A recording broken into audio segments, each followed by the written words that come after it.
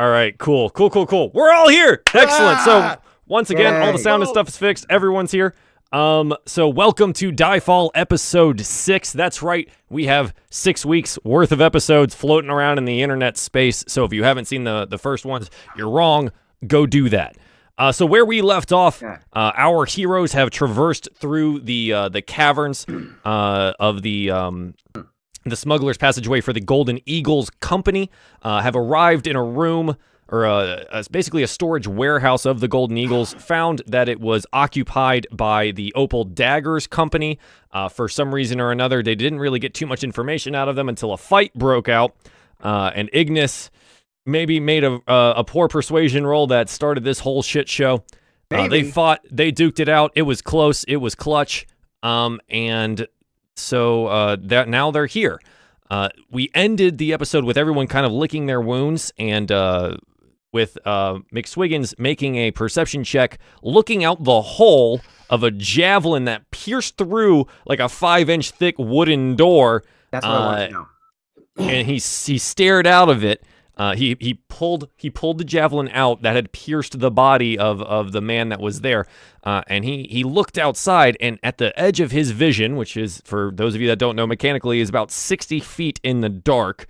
At the edge of his vision, he could see a contingent of orcs and ogres that previously the party had hid from in either the last episode or the one before that. I don't necessarily remember, but you did see this group before. So we come down back into this blood-soaked warehouse, essentially, right? So this is where the Golden Eagle Company holds their goods for transport down their owned passage, right? Or where their perceived owned passageway.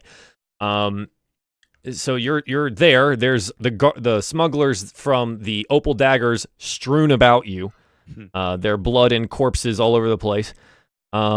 You're hurt in significantly different ways. I think a couple of you took some potions.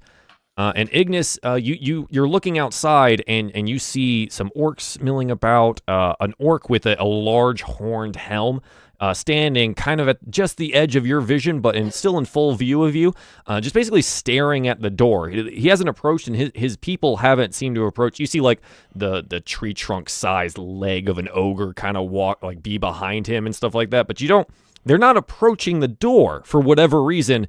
They're just standing there, and this orc is just looking at the door. Do you continue to watch them? What do you do? Because when we left off, we hadn't said anything yet. Okay, we should put a body in front of the door right now to cover up that hole so that they can't see in, or Hi. that any light doesn't leak Ignas, out. I don't want to interrupt you, but McSwiggins has literally not told you anything yet. You do not know this exists. You said my name, so I thought... I said McSwiggins, I thought. I'm sorry. McSwiggins, what would you like to do? I informed the party, hey, more of the big ugly ones are down the hall. They're looking this way. Put a body in front of the door. The light might be leaking out. How tall up? How high up is the hole? I would say you're a dwarf, so it's probably your shoulder height, because it would be right where you had thrown the javelin, and it was such a good throw that, like, it would be right about your shoulder height, and it would have pierced that other dwarf's chest shoulder area. Yeah. So maybe 3.5 feet off the ground. Can I take the javelin and pin the dwarf up to the door? Do you want to utilize the same hole? Or are you trying to create a new one through this dwarf? That is a good question. Let's not have a repeat of the orcs, please. Says the man who decapitated all the orcs. Well, no. See, only some. What I'm doing is not to try and intimidate them. It's to try and hide our presence. Right, I understand that. So are you trying to... You want to pin with this javelin him up to the door? Utilizing the same hole? How do you want to go about doing this? Can't you just tell me this, and I'll tell you what to roll. Just, like... It's 3.5 feet off the ground. Okay, how high is a dwarf? The dwarf is dead and slumped on the ground. Yes, sitting, he'd be... you're not going to be able to stand him up. Then I would say jam a dead dwarf does not stand. Yeah, I would say jam the spear back in the hole. Not as far in the hole, mind you. Yeah. You know what? I want to break off the spearhead and just plug the hole with it. That's a You better want to idea. break the spearhead, and then plug the hole with the spearhead. Yeah, and just drop the rest of the javelin. I don't need it. No, that's All a right. good idea. Okay. I didn't even Okay. think of that. So I'll go just ahead and make an remove that. athletics check. Javelin through. Oh, okay. Boop boop boop. It shouldn't be too difficult for you. You're pretty Blue strong. Skidoo. We can too. Okay. Yeah, just enough. It takes you a couple tries of like bashing the javelin against your knee to break the thing in half, right? To like try to get the head off, because it's jammed on there pretty good. You almost cut yourself, but you're able to get the head of the javelin off, and so you want to just put it into the hole there. Just as a thing of note, it did make quite a cracking sound when you broke your javelin. So whether or not that was heard on the other side or not, you don't know. Okay. You just go ahead and put the head of the javelin in? Yep, just slide that puppy right in there. Sure, okay. All right. And then I turn to the It party. fits and I relatively say- well. I mean, there's some leakage because the impact of the hole Uh-huh. is slightly larger than just the head of the shaft there, but it's definitely more closed More than it was concealed. previously. Yeah, all right. Yeah, sure. I quickly turn to the party and I just, all right, who sees a way out? We're not going that way. So without making any perception checks or whatever, while you were fighting, you noticed that at the top of the stairs there, here, I'm going to go ahead and bring up the map on my side. You see a couple of doors that frame both sides of the big brazier that sits in the middle that was holding that fire that lit the room, right? Uh-huh. So what's not pictured on the map here, this is it's a warehouse. So all the walls and stuff are lined with boxes and boxes of just stuff that you haven't gone through. You can see like bolts of cloth. You can see barrels of something. You can there's just stuff that lines the edges of this room. There's also two doors that lie to either side up at the top there, the left and right. Okay. From a money point of view, we could use the bag of holding and get a few items here for later. This is Not what just I'm a thinking. few. I don't know how much time we could have. clear this though. place out. Yeah, well, it's just the time. I know. We could. Okay. Let me guess. All the boxes are closed. We can't really see what's in them. No, I mean, there's some that are just open, like carrying things, like the bolts of cloth and stuff like that have come in boxes, but like they're just kind of stuck down into it. So you see like bolts of silk and things like that. There's a couple open top boxes here and there. There's some that just have drawers. There's small barrels of stuff, like it looks like pony kegs of possibly alcohol. There's some crates that are open that you can see bottles of wine in. There's I see him. There's some stuff that you can see that's labeled. Like these are also well labeled boxes. You can see one that's labeled gold bars. You can see one that's labeled for opals. You can see one that's labeled for what. This is a mining town. Remember that you're coming into here. So a lot of the exports that come out of this place are things that you find in mines. But there's also some textiles. You see another one that says spare parts. You see another one that says tools. That kind of stuff.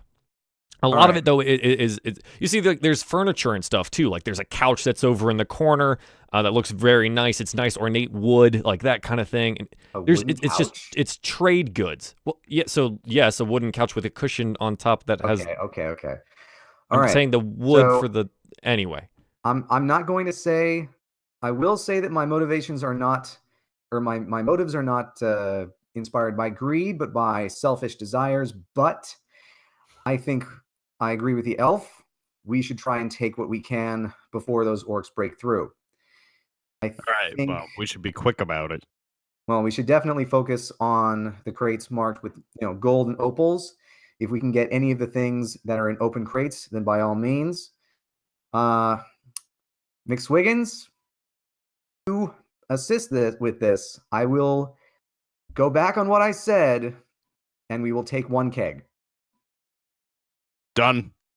It's a hard bargain. So, who's doing what? All right, I'll hold the bag. You guys start throwing things in. Of course, yeah, Tom Sawyered me to Grab paint as much your as you can fence. carry and start throwing things in. Okay, so this is the way that we're going to do this. The people that are looking for stuff, I'm going to have them roll investigation checks. Okay. Are you doing anything with the bodies at all, or are those just staying there, or they're on the floor, they're just residing? I don't think we've got time after. Well, I think we should leave them there. Okay, Yeah, no, sure. If we find we have more time, I have other plans. But Okay, McSwiggins, That's good. Sure. Can I get a... Oh, Vathan's gone. He's out. Bye, Dad. Later, Dad. So, McSwiggins. Wait. Can I assist him in his... Can I basically assist everyone in their search since I'm basically running around with everyone holding the bag kind of like this? McSwiggins has already rolled, so no. But you are more than welcome to assist Vathan in picking out stuff. So if Vathan wants to make his investigation roll with advantage, he can. Well, that's mine with advantage, yeah. One sec. Yeah, so do an investigation roll with advantage. Advantage. Can I make my own investigation roll, or does that not count since I'm holding the bag? You're assisting, so no. If you would want to make your own instead, he makes an 18. It's not. That's definitely good enough that he finds the good stuff. You know what I mean? Like that's okay. So let's look at McSwiggins first since he already rolled.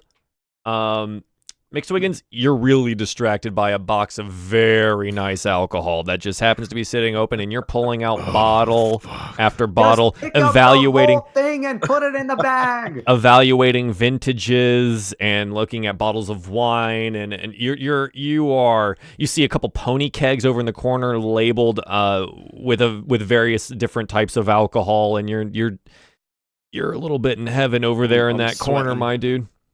Yeah, a little bit. So sure, that's what you're doing. So for you, McSwiggins, do you get choosy or do you just start throwing in alcohol? I just start throwing it in. It's been days. Okay, sure. It's been literal fucking days, man. So whoever is keeping track of the loot that goes into the bag, this is for you. So you find, I'm going to be non-specific with like the brand of wine, but you find like he throws in 4 bottles of fine wine. He finds a couple bottles of a very like a nice like a scotch, essentially the equivalent of a scotch. So let's say 4 bottles of scotch, each worth probably about 25 gold apiece. The wine is probably worth about 4. So do 4. There's 4 bottles of fine wine worth about 15 gold apiece. Okay. There's 4 bottles of a nice scotch worth about 25 gold apiece. Okay. He also he grabs a couple of pony kegs of whatever and tosses it in. The value of such things you don't know. They are labeled, but you'd have to take more time to look at them, and he didn't look. Okay. So now with the 18, this is what you're able to find here. Vathan finds a bloodstone worth 50 gold pieces, a moonstone worth 50 gold, onyx worth 50 gold, 2 quartzes worth 50 gold. Wait, go back. Bloodstone, moonstone, an onyx stone worth 50 gold. Okay. Are the quartz worth 50 gold each, or is that 50 gold combined? I'm sorry, what was that? The quartz that we found, is that 50 gold? Yeah, they're each? 50 a piece. Yeah, so it's 2 quartz worth 50. He finds 4 bolts of silk worth 25 gold a piece. A silk choker trimmed with ermine worth 25 gold. A polished stone coffer worth 25 gold. Blue quartz worth 10 gold. Hematite worth 10 gold. Wait. Polished stone coffer, 25G. Yep. Blue quartz worth 10 gold. Okay. 2 obsidian worth 10 gold. Okay. And he's able to find, where is it? I had this all laid out for you. He's also able to find about 200 gold pieces worth of just gold bars that he just starts tossing in, as well as just 1,600 silver pieces. You know, these are not necessarily refined like silver, but it's silver worth 1,600. Right. Okay. And I mean, this is, how long are you doing this? Until, put it this way. Because right now, I'm going to say it's been 20 minutes. Right. So I was about to ask. Probably stop there. Well, that's the thing. I was about to ask. Have they started knocking on the door yet? I make a perception check. Okay. Who's making? You're a little busy.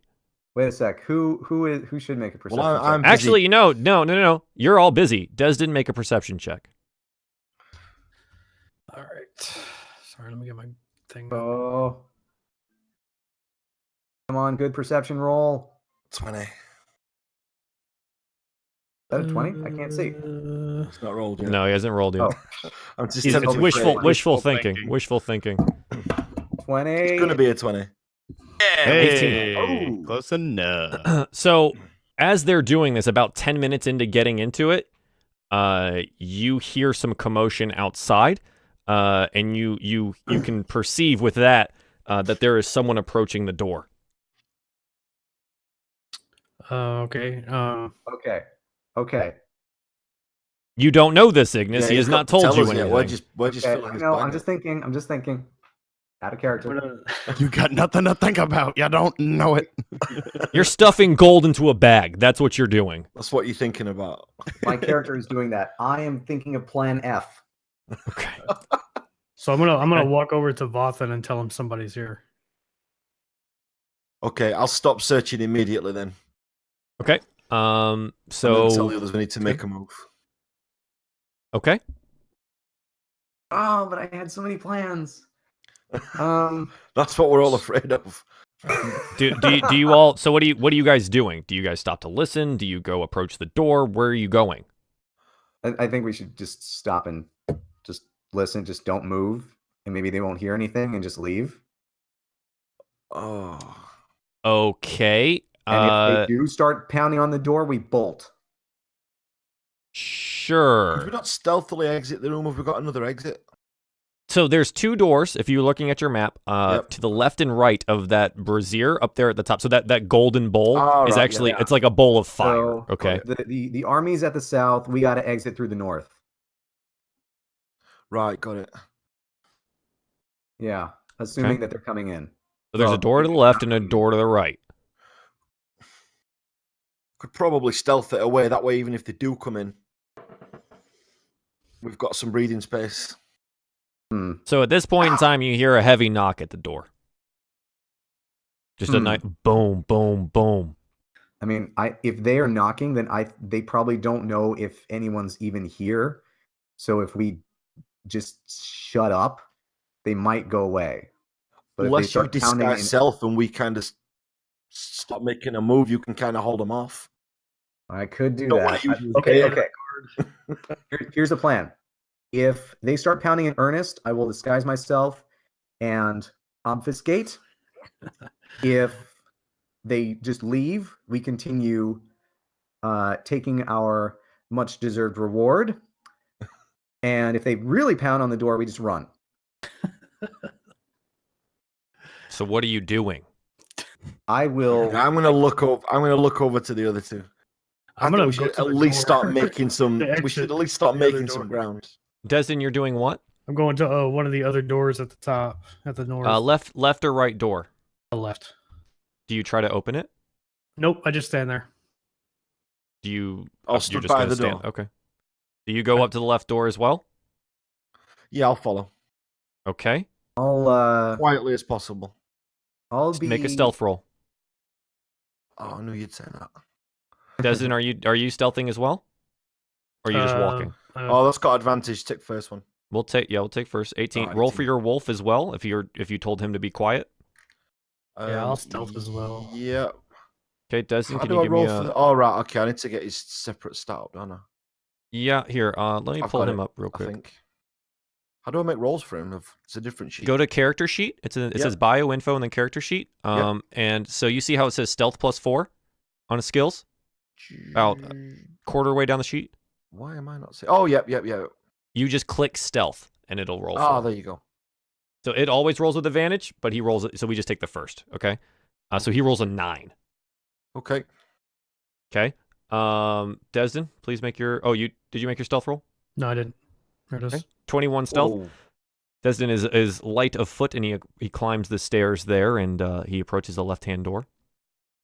Vathan, you do the same. You're stealthily going over there. Your wolf companion, he seems to he keeps looking back towards the large door that you guys came in, hackles raised, and he's growling quietly. It's a little louder than you might have wanted, but it's definitely not as loud as, I don't know, you guys looting the room. So, Right, just okay. for reference, okay? McSwiggins, what are you doing? Ignis, what are you doing? where am I in relation to? You guys would have been up. So on the map, I don't ask you guys to move on the map. This is just for reference about where everyone was. Yeah. McSwiggins, you would have been up on the sides. You see where the stairs are. You would have been up either on the left or the right hand side, grabbing stuff. Okay. Okay. So you wouldn't have been down by the door. You would have been up by the stuff. Okay. So what are you Okay. planning on doing? So I'm gonna make one last investigation, and I'm gonna use my magic item. Wait a sec. Can I do that? Magic item analysis. Can I do Identify? that basically, wait a sec. Let me ask this: if I use magic item analysis, which is an artificer thing, would I be Yeah. able to look at something and know that it's magical? No. Okay. So you know the artificer spells detect magic and identify. Rituals take 10 minutes to cast. Okay. Okay. All right. So when you cast a spell too, and you do it as a ritual, you're chanting out loud too, like with a strong voice. You can't just whisper this stuff. Right. Okay. In that case, then I guess I will do one final thing. I will look at the face of the Blood Eagle captain and try and commit him to memory. And then I will join my companions at the door as stealthily as possible. What did you call? They're the opal daggers, but yeah, the face of the opal daggers captain. Whatever. Sure. I mean, I'd write it down before you go telling any one of the guards or something that, yeah, the bloody whatevers totally were there. Weird, Okay, right? right. And they'd be like, who's that? You know I'm what I going mean? to write it down. Thank you. Sounds good. And so you do that and you approach the door as well? I missed that last part because I was telling you stuff. Yes. Just in case. McSwiggins, did you also approach the door? Yes, I was going to. Are you guys doing this stealthily? What are you doing? I'm trying to be as stealthy as I can. Okay, go ahead and make a stealth check. 13. Okay, cool. Ignis, make a stealth check. Okay. Watch this one be the one that just kills everybody. Oh, Or nice. not. You crit. You have a stealth +2 You as were well. saying. So you guys approach you approach that left-hand door, all of you, all 5 of you, including the wolf, and you hear again, because this has taken about 10 seconds, 10-15 seconds, you hear more insistent knocking on the forward door, a booming sound against the larger door. Well, we should go. Yeah, I agree. Do you attempt to open the left-hand door? I'll try the door as quietly as possible. Sure, the door creaks open. Sweet. Perfect. So here, with the on the map here, give me a second. Let me make sure I'm on the right. So that door's now open. Oh, okay. So this is it's another storeroom, right? So I don't have it pictured here because I don't have infinite amounts of tiles for stuff. But this room in general is just stacks and stacks of large barrels, all sitting. Some of them tapped, some of them not. Just large barrels, and then some more pony kegs of just various types of. At a glance, you can tell alcohol. Probably should have checked it earlier. I want to do Plan F. I want to do Plan F so bad. I don't know what that is. I know. Is it hiding in fish barrels? Because I'm not gonna do it. Well, I'll move into the room. Sure, go ahead. There is So no it is. plan F.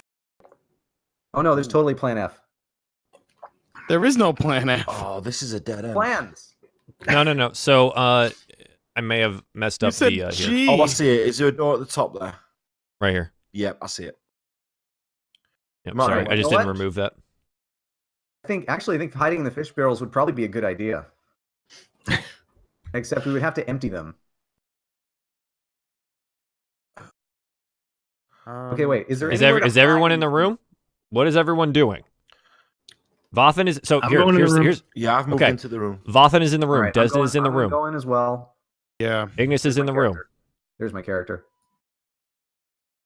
Okay, there we I go. don't think I can move the wolf. I think you need to move that. You should have control of him, but I will check. Is there anywhere to hide in this room? There are barrels upon barrel, like rows on rows of barrels of alcohol of various sizes and heights. Which way does the door open, out of curiosity? Does it open in towards the room we've just been in, or What do you mean?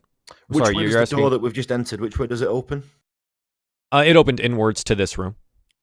Right, because we could get in and then stack barrels up behind the door, which will give us even more room. Oh, that's true. But obviously it takes time. That's loud. Who was the last one in? And sorry, I'll figure out your wolf here in a second. Probably me. You? Okay, go ahead and do you leave the door open or do you shut No, it? I'm gonna close the door. Okay, as you close the door, please make a perception check. We've had really good rolls up to now. Yeah. So Nice. you clearly hear like loud banging on the door now, and then you hear some shouting through the door on the outside. Definitely in Orcish. Oh. Can you tell? Is there a way to tell if they're inside or not? They Do would you be want to go banging check? on the door? Well, I mean, okay, no, I. Would you? Mm, The yeah, that door makes is sense. currently shut. Yep. So No, we're I all mean, in this inside room. the storehouse at all. I'm sorry. What? I mean, if they're inside the storehouse at all. Do you want to go check? Nope. They shouldn't be because the door we left it closed. Yeah, Well- let's assume that they're not. We'd hear them come in, surely. You know right now that the door to the outside has its bar back in place because it was placed there when you guys came in. And you know the last thing, if McSwiggins deigns to tell you that they were banging on the door when he shut this one. Oh, I'm sorry. So nobody heard that. That's why I had you Yeah. make the check. Yeah. So, I know it's still a concept I struggle with because I'm Yeah, like, no, it's fine. It's auditory. Like I figure everybody heard it. Right. I relay the information and I say that they're banging on the door. They're a little more aggressive now. We should keep moving. Is this door on the map? On the top door? right corner of the room, is that like another? Yeah, that's just an opening. It's not a physical door. Oh, okay. Okay. Can I go over and look at it? Look through it? Yeah, just walk through it. Okay. Yeah, no, it's just a walkway. It leads out into an additional storage space. And to the north of you is another large double set of doors with a bar on it. Okay, with a double set of bars, as in like So bars it's like identical to the one you walked into, right? So Uh-huh. it's like almost barn sized enough to fit a cart in. And then it's barred. Okay, can we Alright. get those bars up? So it's like a big, like solid wooden block, right, of a bar that crosses both of these doors, Uh-huh. right? So they can't open inwards. Right. So yes, you can. Would you like to try it? I Does would anyone, love would anyone to like try that. to Okay, help? I think while he's doing that, I'm gonna Can grab we- the first person I can grab onto because I can't see anything. yeah, Oh, we're in dark. Yeah, he's So- blind. There's no light in here. Oh, okay. There's light a darkness. torch. So Can while Yeah, light a torch and draw. Can I get my wolf to guide him? Kind of yeah. got a permanent Seeing guide. eye dog. You could tell the wolf to do that. Yes. Okay. Let's try that. The wolf comes up to about Desdin's hip, so he could, if you tell him, say, "Hey, Desdin, hold on to the dog," Yeah. Okay. or Desdin, you can light a torch. That's up to you. Okay, I'll while, hold on to the dog's tail or something. Now, you can like reach the scruff of his neck Hey, relatively no easily. touching. so while McSwiggins is getting that bar off, can somebody help me grab as much as we can in the interim? Are you saying this out loud? Or are you like? Saying this Does out anybody loud. want to help me with the door? Okay. Grab as Should we much- check out the I room think- first? This new room first? I'm assuming it's another storeroom. We'd be better off looting away from the. It'll create less noise in this next room. So if we're going to So, loot, yeah, we may be better off in there. Additionally, there's on the right there is a door that is shut, right, about the same Oh. distance from where yours Oh, is. yeah. Ignis, you're standing right in front of it now. You can kind of see where the walls taper off now. I get it now. Yeah. Yeah, I say we move into the next room first. Just keen to put a Oh. little bit of distance there, so I'll follow through. Okay. Yeah, for sure. Hang on a second. So this new big room, is it also a big storehouse? One moment, please. Yeah, so that room that you've entered that McSwiggins has already been in, is just a large storeroom. It's another piece of the storeroom. All right. Should we try I'm this gonna side guess door, or should we? The door on Actually- the right is probably going to lead back to the room we were in. Probably. If I know map makers. All right. Do you know map makers? Yes, I do. Make an intelligence check. Okay. Intelligence. 14. You maybe know one map maker, the royal map maker, but maybe you didn't look at too many maps. All right. What's Let's that see. up at the top? Is that like a vault or? No, so Double again, doors. this is what I was exactly describing to McSwiggins. You guys walk out into this larger room, right? You go through the opening. It's just another piece of this storeroom, right? There's stuff that lines the okay. sides, much like before. And then there's an identical set of double doors, big like barn doors that would open inwards, that lie at the end with a big block of a stop in front of both of these doors, right? To stop it from opening. Right. Vathan, want to help me go shopping here while McSwiggins takes All right, the I guess I'm door? gonna open the door alone. Okay, we'll take 5 minutes I've been looting while trying to McSwiggins ask gets for the door. help for like You are 5 strongest. You are the strongest among us. McSwiggins, just so you realize, they didn't help you on the first one either. I don't think they're going to ever help you open a door. Desdin, you're blind. You're the You dog feel the guy. dog under your hand. Have you lit a torch, or are you allowing the wolf to guide you? Allowing the wolf to guide me. Okay. Can you make a dexterity check with disadvantage for me, please? Sure. Watch the monk trip and fall. I mean, Oh, is that the wrong one? that's a save, but it should be the same for you, I think, because you're well, no, it's not going to be the same. Do I just click Dex? Yeah, Yeah. just roll it again. Yep. Oh Okay. God, it's worse. So as you grab onto the wolf's like damp, blood-soaked fur, right? He got really hurt in this last fight. You basically put your hand out like a blind man, and you try to weave your way through these stacks of barrels, and you fumble your way through, making quite a bit of noise. I'm going to actually hang on a sec. Let me make sure that you guys don't actually just see this roll.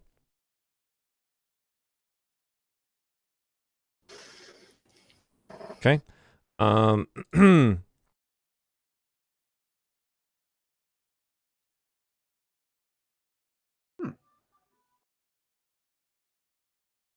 Wow. Okay. Yeah. All right. Every And time you say, "Wow," I get eventually worried. you eventually make your way out into the larger room where they are, which you still can't see. Right. Actually, you know what? I think the wolf doesn't have dark vision as well, so he's blind too. What? Surely a wolf's got that. Nope, Not I good. don't think so. He has keen hearing and smell, advantage on wisdom and perception checks that rely on hearing or smell. No, he does not have dark vision. He's blind. He's got smell, so he knows how to find his way around. So he can he continues to bump into various objects around the room trying to lead a blind man while he's blind. There is quite a lot of noise. A couple barrels fall over. Can I get a perception check from literally anyone? Not me. I've Someone got who's four. better Des than didn't go ahead. myself. Des didn't go ahead and make one. Oh, that's that's a disadvantage. disadvantage. I'm pretty sure you're disadvantaged anyways because you are blind. Okay. So Well, your whatever. ability to perceive things It's like is fell into a low. piano or something, hasn't it? Well, this is perception, so Okay. he's blind. This is literally telling me he's blind. Right. Okay. anyone else head gonna back and help guide him? Make a perception. Is that for me? Is Yeah? anyone? Okay, go ahead. A regular roll. 12. 12. This is funny, isn't it? Yeah, so you go as you go back into the room to help guide him and your new wolf companion out because it's dark. They cannot see anything. No one has lit a torch. You start hearing Orc a lot closer than you would have expected originally. Oh. Okay, I'm going to guide them whatever these. Well, I need to see what these guys are doing, but I'm going to lead these back into the big room as quietly as I can. Okay. I roll to open this door. Yeah, actually, there's going to be a couple rolls that happen here. So, McSwiggins, I'm going to need you to make an athletics check to try to open the door. Fuck. Wow. Please get this. McSwiggins heaves, strains, and grunts, and the bar does not move. Vathan, can you... You're trying to lead them somewhere, right? I'm going to lead them into the big room and light a torch, but not until we get into the big room. Make dexterity saves for both. Desdin, I need you to make a dexterity save and make the wolf make a dex check at disadvantage, both of you. 15, okay. Okay, I'm just finding my saves. Where are my saves? It might just be a check.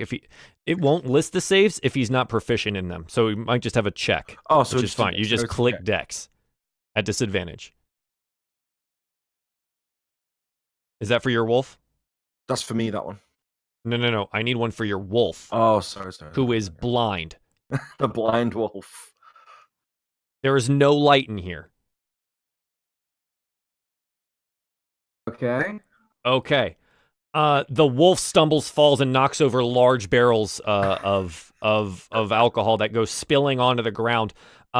Desdin is able to make his way through the larger room, but the wolf kind of like knocks some stuff over and then makes his way over into the larger room. Both of them still blind and running into things that in the storeroom in the larger area. You can now all clearly hear low ogre or low orc voices mixed with the even lower and larger footfalls of ogres. Oh, God. What do you do? Okay. I'll light a torch to start with. The door's closed anyway. So I'll light a torch. Get things moving. Sure, Yeah. okay. Vathan lights a torch. I don't know exactly. Here, let me see if I can make this work I'll pass so it he to can Desdin see. as well. You pass it to Desdin? You I'll give give you Desdin the torch? Okay, Okay. sure. Then I'll put the light on Desdin here. There you go. I You can now see. Yep, there you go. Oh, The wolf is now functioning purely by the torchlight, which has a 30-foot radius. I can't differentiate them from each other, but I'll try to keep track of it for you, and please help me do that. Okay, sure. He's basically blind outside of 30 feet. Okay, All so right. now all three of you guys are in this larger room to the right here. Oh, If you guys can see that. So over here. I'm going to go ahead and move the wolf. Yeah, in that room. So again, it's another storeroom with like all the sides are covered with just various trade goods. The whole back wall in this area is all covered in trade goods, like the whole thing, right? It's a storeroom. I'll let them know how close the orcs are that they've come in. Okay. I'm too banged up to get this damn door open. Door's still closed.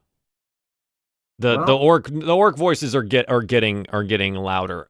It seems that they've noticed the dead bodies. Oh, Oh damn it. boy. Okay.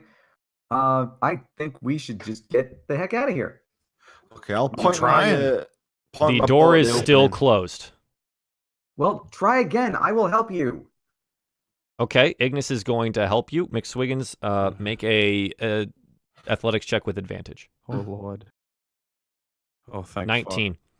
So with both of you working on the door together, you're able to lift from both sides. The gnome pressing it above his head as high as physically possible to try to knock it out of the thing. Can you both make dex checks? Wait, not dex. I want... Let me make sure I'm asking for the right thing.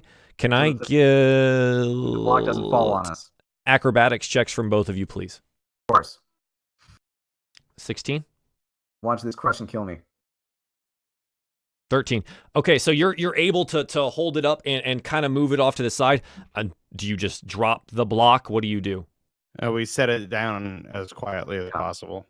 Okay, Set it down. both of you make Out of the way. athletics checks for me. 24. Nice. I am not an athletic gnome. 14. Yes, you are. So you guys put it down on the ground as quietly as you can. It does bang a little bit on Ignas's side, which is to be expected. He's a gnome. He's not very strong. And so it bangs a little bit. Admiration at how strong the little guy is. And now what? The door is unbarred. And Let's I move. want to open it. Okay, so you pull open, let's say, one of the doors, and you pull it inwards, and you look out, and you basically walk, or you can see it's nighttime. There's a large moon in the sky, and you're basically walking out into a valley in between large mountains of the spine. And there seems to be a dirt road ahead of you. I just make a break for the dirt road. Okay, so basically, McSwiggins opens the door and starts running. Okay, I'll follow. Okay. I'll follow as well. Whoa. What about this torch? We need to be careful that we don't want to be running into the dark or anything. So the torch is still lit. We've got a while on. You all can see in the dark. That's what I'm worried about. So Desdin has the torch. Okay. I'm going to pull the door closed on my way out. So Desdin, you pull the door closed. Okay. The bar that closes it is still on the other side, laying on the floor, Yeah, but nothing I you're can now do with all that. outside. Ignas, Vathan, and McSwiggins have already started running. I'm assuming the wolf is with them. Yep. Which it's moonlight now. So right, like it's nighttime. It doesn't mean it's like pitch black, right? So there is some vision for the wolf there, right? Yep. Like they can see in low light, just not darkness. Okay. Desdin, you probably still want the torch Yeah. to be able to see well. Do you run with them? I run with them. Yeah, you do? Okay. So you guys take off down the dirt road. Yep. How long do you run? So you said we're in kind of a valley. Are there like any Right. trees? So here, Are there any... let me describe more of the valley. So it's like, so you walk out of essentially, and when you close the door, Desdin, you notice this, you're walking out of a large stone building, right? Like it's just this stone building that runs, basically backs into the mountain, right? Which is the exit, the entrance, and the storehouse on this end for the smuggler's cavern for the Golden Eagle Company. So on this dirt road, you've come out, and it's just kind of this steep valley, and it's not super, I wouldn't say it's super big, but like there's steep mountains on either side of you, and you're kind of running through these crevices and stuff like that, and then like you're in this valley, but it's definitely not, the terrain it is better left to be on the road because it's there for a reason. You're still running through a very mountainous and kind of hilly terrain. There's definitely rocks and stuff that you could attempt to stop it and hide behind, or you continue running down the road. Depending on how long you run, I'll tell you a different scene. We could do with finding somewhere to rest. Could I use my knowledge about the land and see if I can find us a hiding spot, almost, so the most out of the way spot we can set up camp? Sure. Could you, while you're running, are you going to stop and focus on this, or are you going to continue to run? I'll do it as we're running. Keep up with the Okay, group. make a survival check with disadvantage, please. Okay, disadvantage. Because you are running primarily and looking secondarily. I'm confident. Okay. Yeah, I mean, it looks like you come through like a couple openings in the rocks and stuff like that, and it's kind of like some scrub grassland that's kind of hilly and stuff. And you're like, okay, you can kind of see over there. Well, there's this large rock outcropping we maybe could hide behind, or there's this one over here we could probably do. And as you're running, you're noticing, yeah, you could find a spot. So let's say you find off to the side, maybe 200 yards, you can see this kind of large triangle outcropping of stone that just comes out of the ground to your right while you're coming down this road. And it's kind of on this like hilly scrubland. Okay, is McSwiggins in front? He started running first, didn't he? He is. All right, so I'll catch up, just tap him and let him know that I've found somewhere we can stop. I turn, acknowledge it, and I let Vathan lead the way. Okay, so Vathan leads you guys over to this large rock outcropping. It's probably like, as you approach it, you're starting to notice, like, okay, this thing it's pretty tall. It's like, it's not a mountain, obviously, but it's like this large stone had maybe rolled off of a mountain or something like that. Maybe some of the snow melt had eroded a piece of the rock out of the way over time.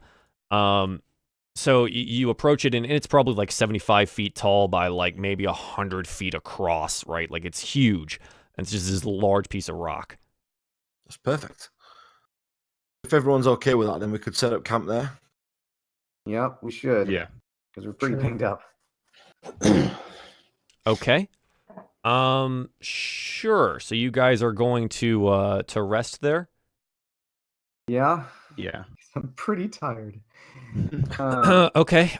So what is the what's the plan? What do you just all fall asleep? I long need as to I- crash. I am so banged up. Set up a bedroll. Make sure that we got the watch set up. You know, who's taking what watch, and then Yeah, get who's some taking sleep. what watch? If someone you're could taking a cover watch, the tell first me. 4 hours, and I can cover the rest. I'll take the first watch. Ignis takes first watch. Can we take this moment for you to explain how much hit points we regain on a rest, and if I need to use a hit dice?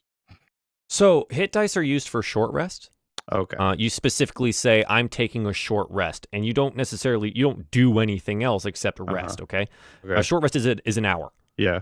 A long rest, you will recover all of your hit points, but it takes 8 hours to complete. Okay. Over that 8 hours, you can take 2 of those hours to do something else, like take a watch or meditate or something Okay. else. For a second, I forgot. Like, I was like, I've never been this low on health, and I was like, am I recovering all of my health because I've never been this low, or am I recovering it all because I recovered? Understood. It all? Understood. Yeah, you'll recover all of Okay. your health.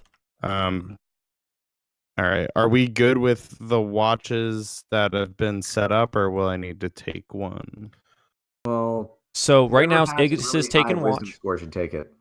Mm-hmm. Well, I only need 4 hours rest, and then I go to full. Mm-hmm. So I can kind of keep watching. I've got perception checks with advantage that I could probably test. Okay. You guys can get a full rest. So, okay. And So that still leaves 2 hours unwatched. Then I can take those last 2 hours. Okay, so I think the way that Vathan wants this set up, and correct me if I'm wrong, is you would Vathan would trance for the first 4 hours. The first 2 watches would happen, and then Vathan would finish it. Yeah. Okay. I just want to make sure that that's what's going on. Ignis is taking the first watch. Do you guys light a fire? No. I crash. Okay, so no one lights a fire. Desdin, I assume you let the torch go out. Do you Sure. go to sleep? just in case we're being followed. Yeah. Which we probably are. I mean, they'll hear Might be a bit of a McSwiggins noise. snoring anyways. That is quite possible.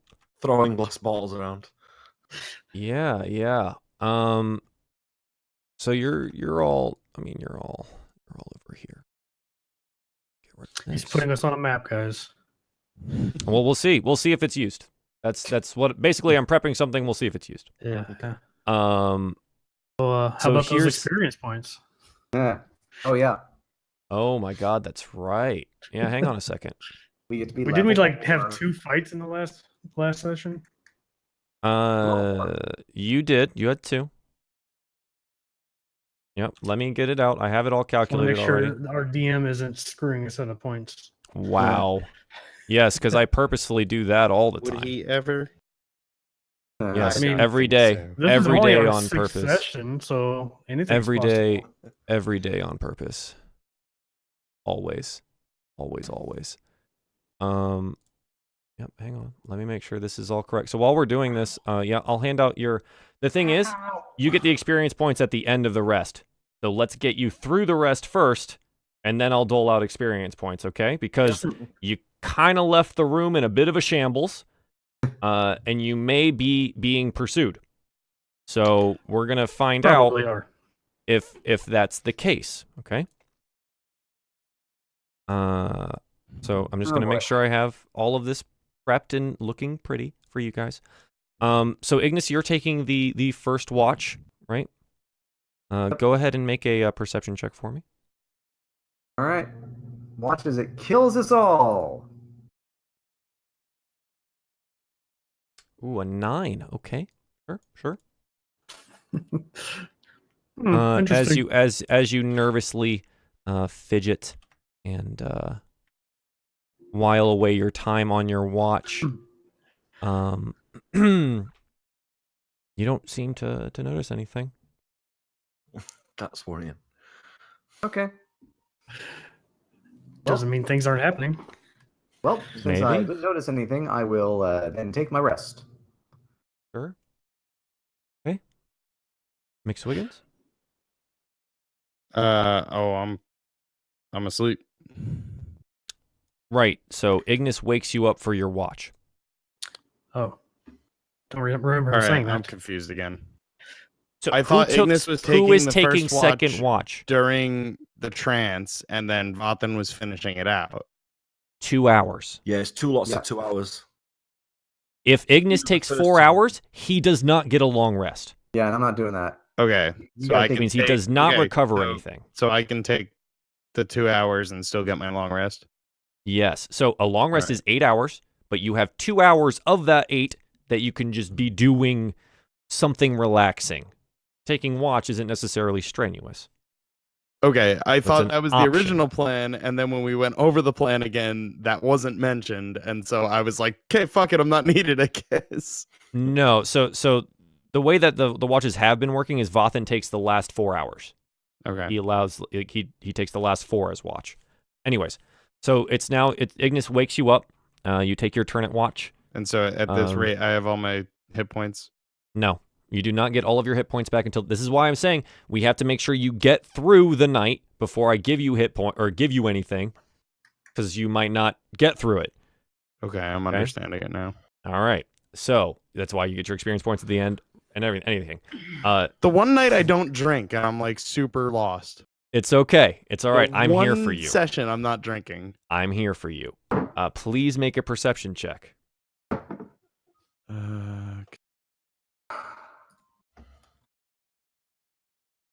Okay. You hear some rocks tumble to your east, kind of down a hill a little bit. Can I see in that direction at all? You can see, but so you guys are kind of down behind a large rock, kind of in this in like a depression here, and there's some hills, and there's another larger hill that comes up that's over your eye line. You can't necessarily see up and over it. You're in really hilly, rocky country right now. Okay. You're in the mountains.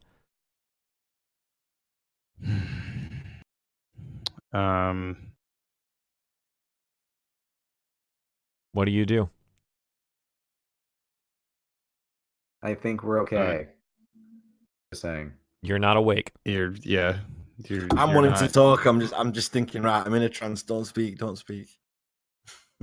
How far?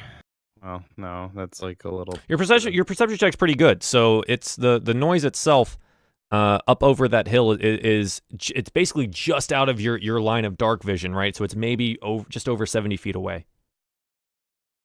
Oh no, I wasn't gonna ask how far it was. I was gonna ask how far into his trance he is, but I was like, nah, that's a little metagamey. I mean, let's say it's an wouldn't hour. know. It's middle of your shift, so he has Yeah. at least 1 hour remaining. Yeah, but I wouldn't.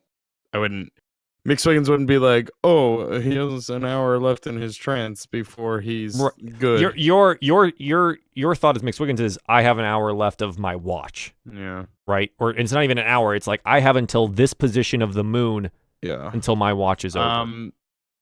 I want to take a few steps in that direction cautiously. Just kind of okay. see if I can get a better look at what made the noise. So like I said, are you going to go up the hill?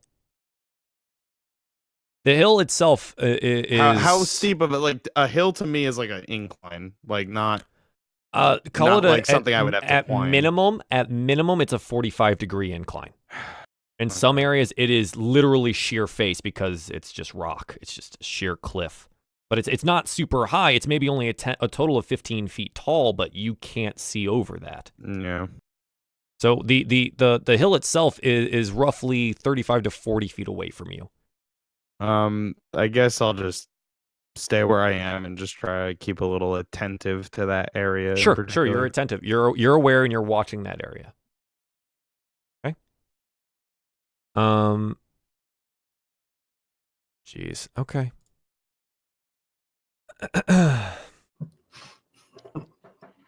I'm not doing anything. Don't worry.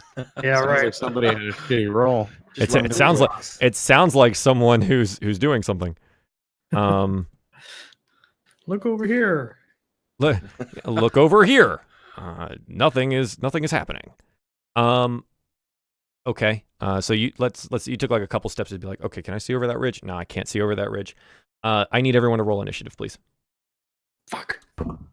And this first round, so let me put you guys on a map. Let me get everyone here because it's been a while since I've had everyone roll initiative. It's the army. Yep. Okay, hopefully that works. Yep. It's the army. Yeah. No, it's not gonna work yet because I don't have you on the right map. Hang on. Okay. Where's it? So let me move the players to this map. There you go. I can't see initiative. Help me out, yeah. I know. I just put you on a map, and now I'm putting the initiative up here. Okay, McSwiggins with a 15. Okay. Let's hope that I wait. There we go. That's the right character, right? Yes. Okay.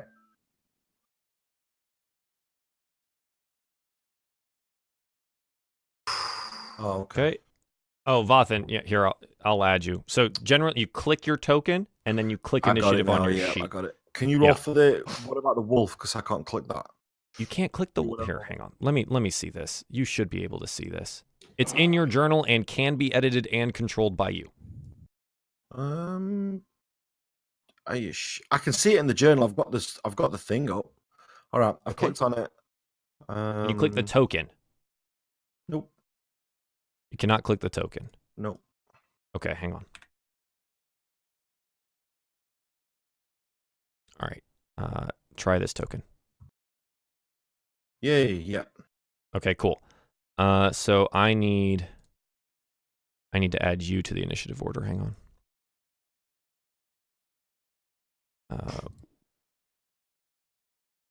What was yours? 19.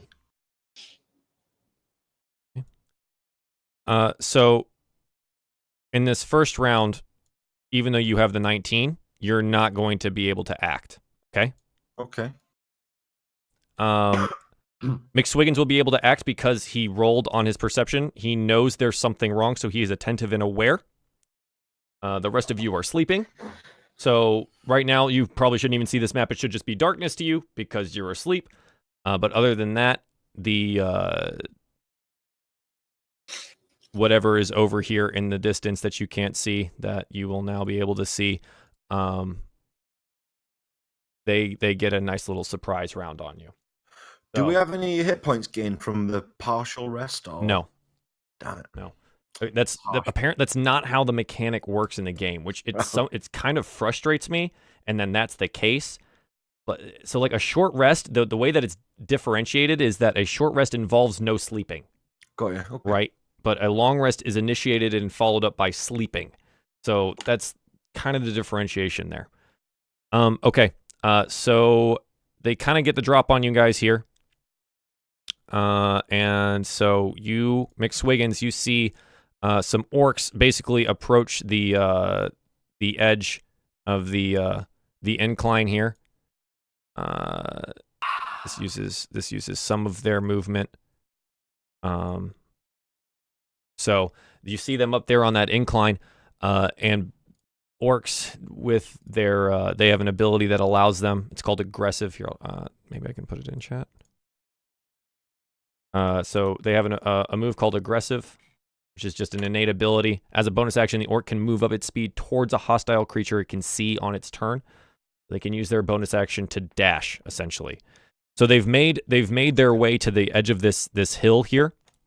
I'm going to have them roll a quick check here to see if they get down relatively unscathed. So they're going to make a dexterity roll. We're going to do one for each of them here. So 15, Oh, 17, and 15. So Jesus. yeah, they Acrobatic all orcs.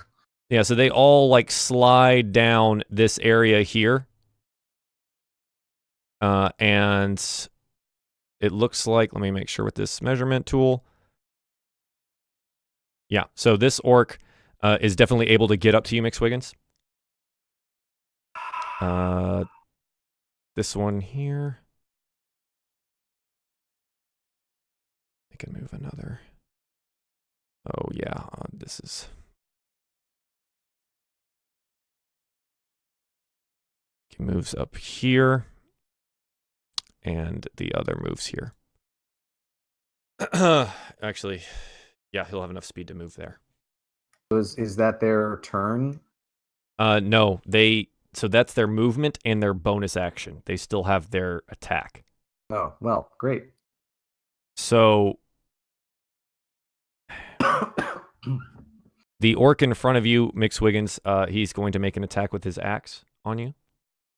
He rolls a 12. I don't believe that hits. Okay.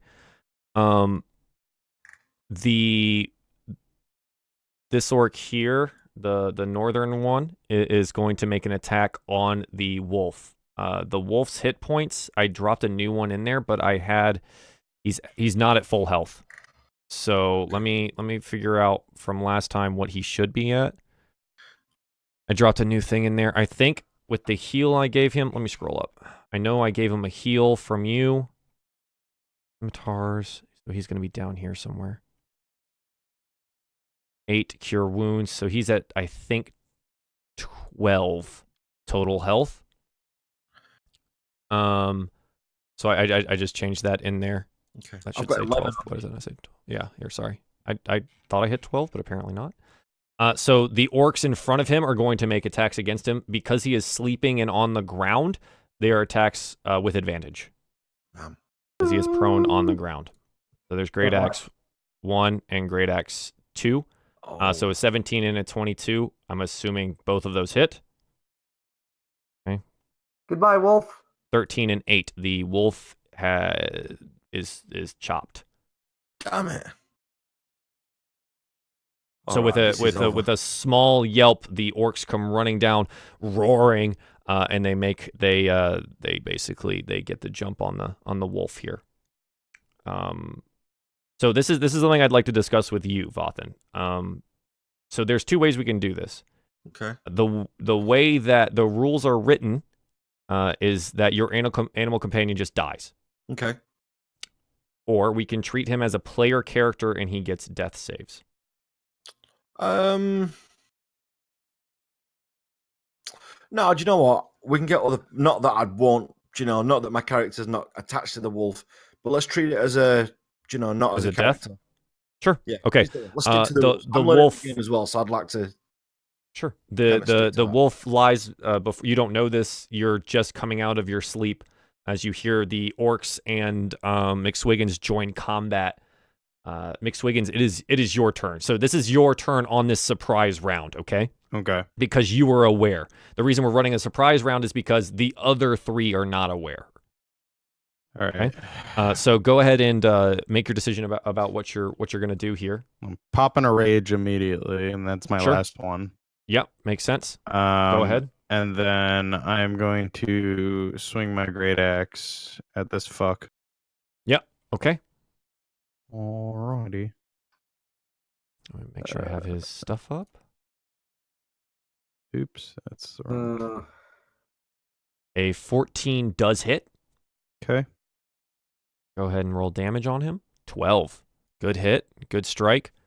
So that's your action there. Yeah. Do you have a bonus action or movement you would like to utilize? I thought the rage was the bonus action. You're correct. You're right. The rage was a bonus action. Yeah, because movement you'd like to use? Love to, but yeah, I understand. The rage is your bonus. You're right. I wanted to punch him, but I can't. This is true. Yeah. You don't. Do you want to move or are you gonna stay? No, right here is fine. Do you say anything? Well, I yell at everybody, "Get the fuck up!" or the equivalent. Sure, no, that you yell, get the fuck up. Okay. I assume this is enough for people to wake up, as well as the yelling of the orcs and the wolf squealing there. So what I'm gonna do now, this brings the end of this turn. I'm gonna roll the initiative for each of these orcs here. Okay. Wow. Damn. Wow, man, they're all just gonna. Okay, I was gonna say Dang. they're all gonna go at the same Alright. time now. This They're is they're bad. pretty close though. Ah, well- That's them. Oh, the wolf is off the sheet there because he's dead. Okay, so now we start at the top of the turn order. Vathan, it is your turn. Your wolf companion has expired. That's He a nice way of lies putting it, man. chopped on the ground below you. He got chopped up into little wolf bits. He did not survive. Okay, if I were to take a Get him shot afterwards. with my bow to the orc in front of me, does the orc to the right of me give me disadvantage? No. Right, I'll There's take no that shot then. you do not have disadvantage currently because they are not in melee with you. Ah, okay. I'll definitely Okay. take the shot straight forwards then. Yeah, go ahead and take the shot. Oh wow. An 11 does not hit, unfortunately. Uh, So you're groggy. You're just getting up. You're noticing your companion that has somehow found you is dead on the ground, and you try to knock an arrow and loose, but it just blows off of his hide armor and doesn't seem to pierce. You don't have a lot of strength behind that. Okay. Okay. So next up in the order here is McSwiggins again. Okay. I'm going right after the same guy. Sounds good. Go ahead and make your strike. 23 definitely hits. Wow. Yeah, so you rear back, and after slicing him a pretty good one, you cleave through this one, much like you did the guys in the caverns below. An orc arm kind of sliced off at the shoulder. He yells in his orcish way and collapses to the ground, bleeding profusely. And now, can Good I job. leap over his body over to this dude right here? Yes, you may. And then, can I take a bonus action after movement? Yes, you can. I You can would take like- any of these three things in any order, and Oh, your movement sweet. can also be Okay. broken up. Okay. 13 is just enough to hit for 7 damage. Yeah, so you after slaying that one, you leap over his body, and you drop a hand off the axe and you punch him one really good one right in the jaw. So you deal him 7 damage there. Cool. So next up in the Scream, I'm list. sick of you bastards. Yeah. Oh, and as a point of order here, Vathan, for you didn't move, which is fine. You Yeah. know what? I should ask you, do you want to move All I would have done is took a step back. on top of Desdin? No, just to there. That's viable. on the No. cliff face there. Okay, so that's like you're hiding behind this cliff, so that's straight up. You can't necessarily be Oh, on a okay. straight up piece of rock there. What about here? McSwiggins would have been there on your turn, so I can't say that you could do that. Um, I'm letting you do. So you have 15 feet of movement here. So the reason I'm bringing this up is when you guys are sleeping on the ground, it takes half of your movement to stand. Okay, because you're Okay. prone. So it takes How half about the that? movement to get up. Yeah, but I'd still have to go through McSwiggins to get there. You can wouldn't you can go through him. You cannot end on a place where he Oh, okay. was, right? Okay. Because There he it would is have been then. there. Yeah, you could definitely because it's 5 I feet get it, I squares, get it. right? So you could slip behind him, really dexterously and then be fine. Okay, Okay, cool. so Ignas, it is currently your turn. This was the one that McSwiggins punched, right? Correct. So you take half your movement to get up. Yeah, and I'm just gonna reach into my bag and throw some acid at him. Okay. miss. Classic. Sounds good. Yep, 20 feet. Go ahead and Ignis. it is what's the save? It's Dex Dex. something, right? What's the DC on that? Can you put it in the chat just so I know? DC 14. Yep. So go ahead and hit it. So it's a Wow, DC that 14 sucks. Dex save for 3 acid damage. 15, so it does nothing. He Finally dodges out someone of the dodged. way. Either McSwiggins punches him hard enough that it misses, or he dexterously moves out of the way. Either way, the acid doesn't hit. At least I can't critically fail throwing it so that it ends up on a party member. That's true, I'm because pretty you sure. don't actually have to throw. Okay, so that is your turn. The next orc in order here is the one up to the north side. He sees that Desdin is still on the ground, leaps over the wolf body, and seeing easy prey is going to make a great axe attack against the prone monk who is just coming to his senses. So he makes his great axe attack with advantage.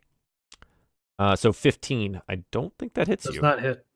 Okay, so even with you being on the ground, maybe you come to your senses just fast enough, and you roll out of the way really quickly, and the axe comes clashing down onto the ground, not striking you. Desdin, it is now your turn. This orc has just tried to make an attack on you. Well, I'm gonna have to light my torch and drop it on the ground. Sure. Yeah, why After not? I stand up, I guess. After you stand up. So you stand up, and you take your action to light a torch. Yep. Okie Drop dokie. it on the ground right next to me. Yep, sounds good. Let me go ahead. Let me grab one of these other I tokens was for gonna say, you. what orc? I don't see an orc. You're blind. So he has advantage against you anyways until you light a torch regardless. But here, let me I'm grabbing a torch from a different map here, and I'll drop it onto the screen. So give me a second here to get this guy figured out. So it's a torch, which means it has 30 teen. All players see the light. I'm dropping it on your face, but I'm gonna make him make sure he goes behind you. There you go. So you dropped a torch on the ground at your feet there. It takes your full action to make that happen. Yep. Okay. So now it is the orc in front of McSwiggins' turn. So he's going to make his strike at you, McSwiggins, pretty clearly no there. question. Yeah, he's not going to try to disengage or anything like that. He strikes for a 24, and so I'm assuming that deals damage. He hits you for 10. And that is enough. Half for 5 because you're raging. Enough to kick my ass. So you're on the ground? I'm dead. Or, yes. You're unconscious. Unconscious. Sure. Okay, so McSwiggins, you guys are just coming to your senses, and you see McSwiggins, after slaying one of these orcs, succumb to a pretty serious strike across the chest. His already wounded body, it's not enough. He can't seem to push through like he has previously. So the arrows in the back there is going to denote that you are now on the ground, and you're going to be making death saves. So that's that orc's turn. It is now Vathan's turn. Okay, I'll take a shot at the orc in front of McSwiggins. The one that just downed him? Yeah, go ahead. Yep. Oh, come on. 11 again. I don't It's think maybe me. it's the sight of your friend just dying, right? Like Yeah, your new crossbow. friend dying. You don't have enough strength in the pull and the longbow yet to make sure that you're hitting correctly. Sure. McSwiggins, can you make a death save for me, please? Mm-hmm.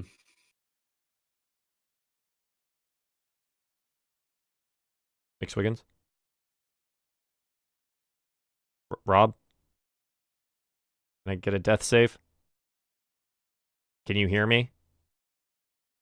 I can hear you. Contemplate Rob. life. Can anybody... Yeah, we can hear you Hello. as well. Hello? To make a death save. Fuck. I don't think he can hear us. Oh, there we go. Hey. Okay. Can you hear us? Hi! That Rob, was can- weird. I can you literally make- did nothing. Can you make a death save Yes, for me, I am please? so okay. sorry. It's like I just saw you I like don't- just staring at the screen. I was We like, just thought you No, were really well, upset. I'm like... "Is I'm, he okay? Like, what listen, happened?" I'm like watching, and I thought you were like reading something. Mm. Like somebody asked you something, and you were reading like a, I was a was thing. reading your face, and I was like, and "What then is he and doing?" then I see Rel start going.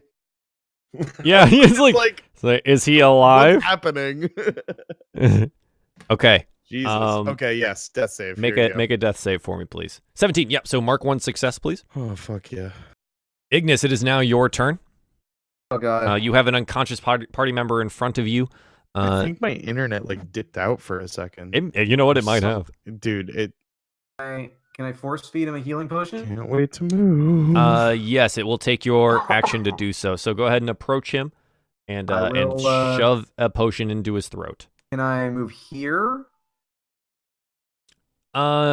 Yes. Okay, Yeah, so what I would it's do is go difficult 1, terrain, 2, but you 3, have enough 4. movement. Yeah. Because this would be I was here, right? Yeah, so this would be like 1, 2, 3. Yeah, you're fine. Yeah. It's difficult terrain to walk on those, but you do have enough movement. You're okay. Okay. I'm gonna shove a healing potion in his mouth. Or no, wait. Whoa, he already took one, didn't he? Yes. Yeah.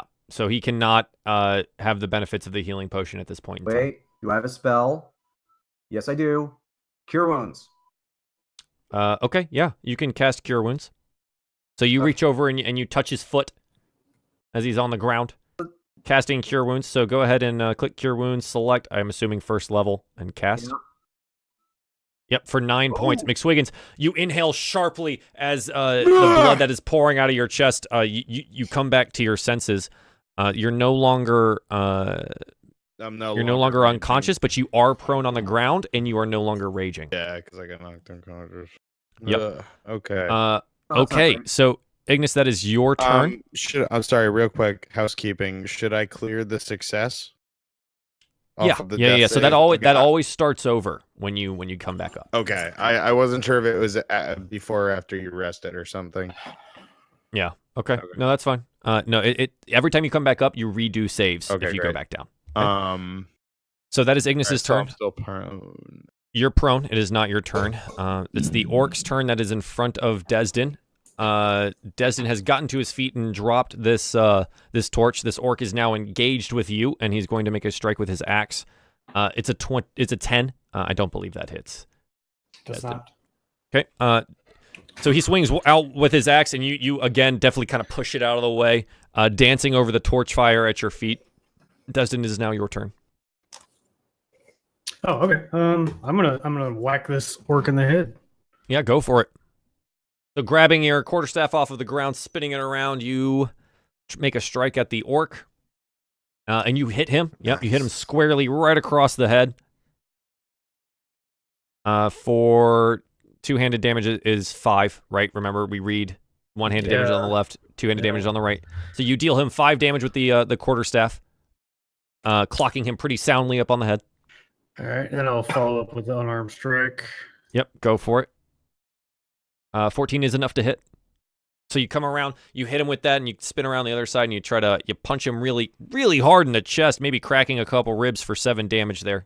Nice. Well struck. Desdin, you have some move left, I believe, if you would like to use it.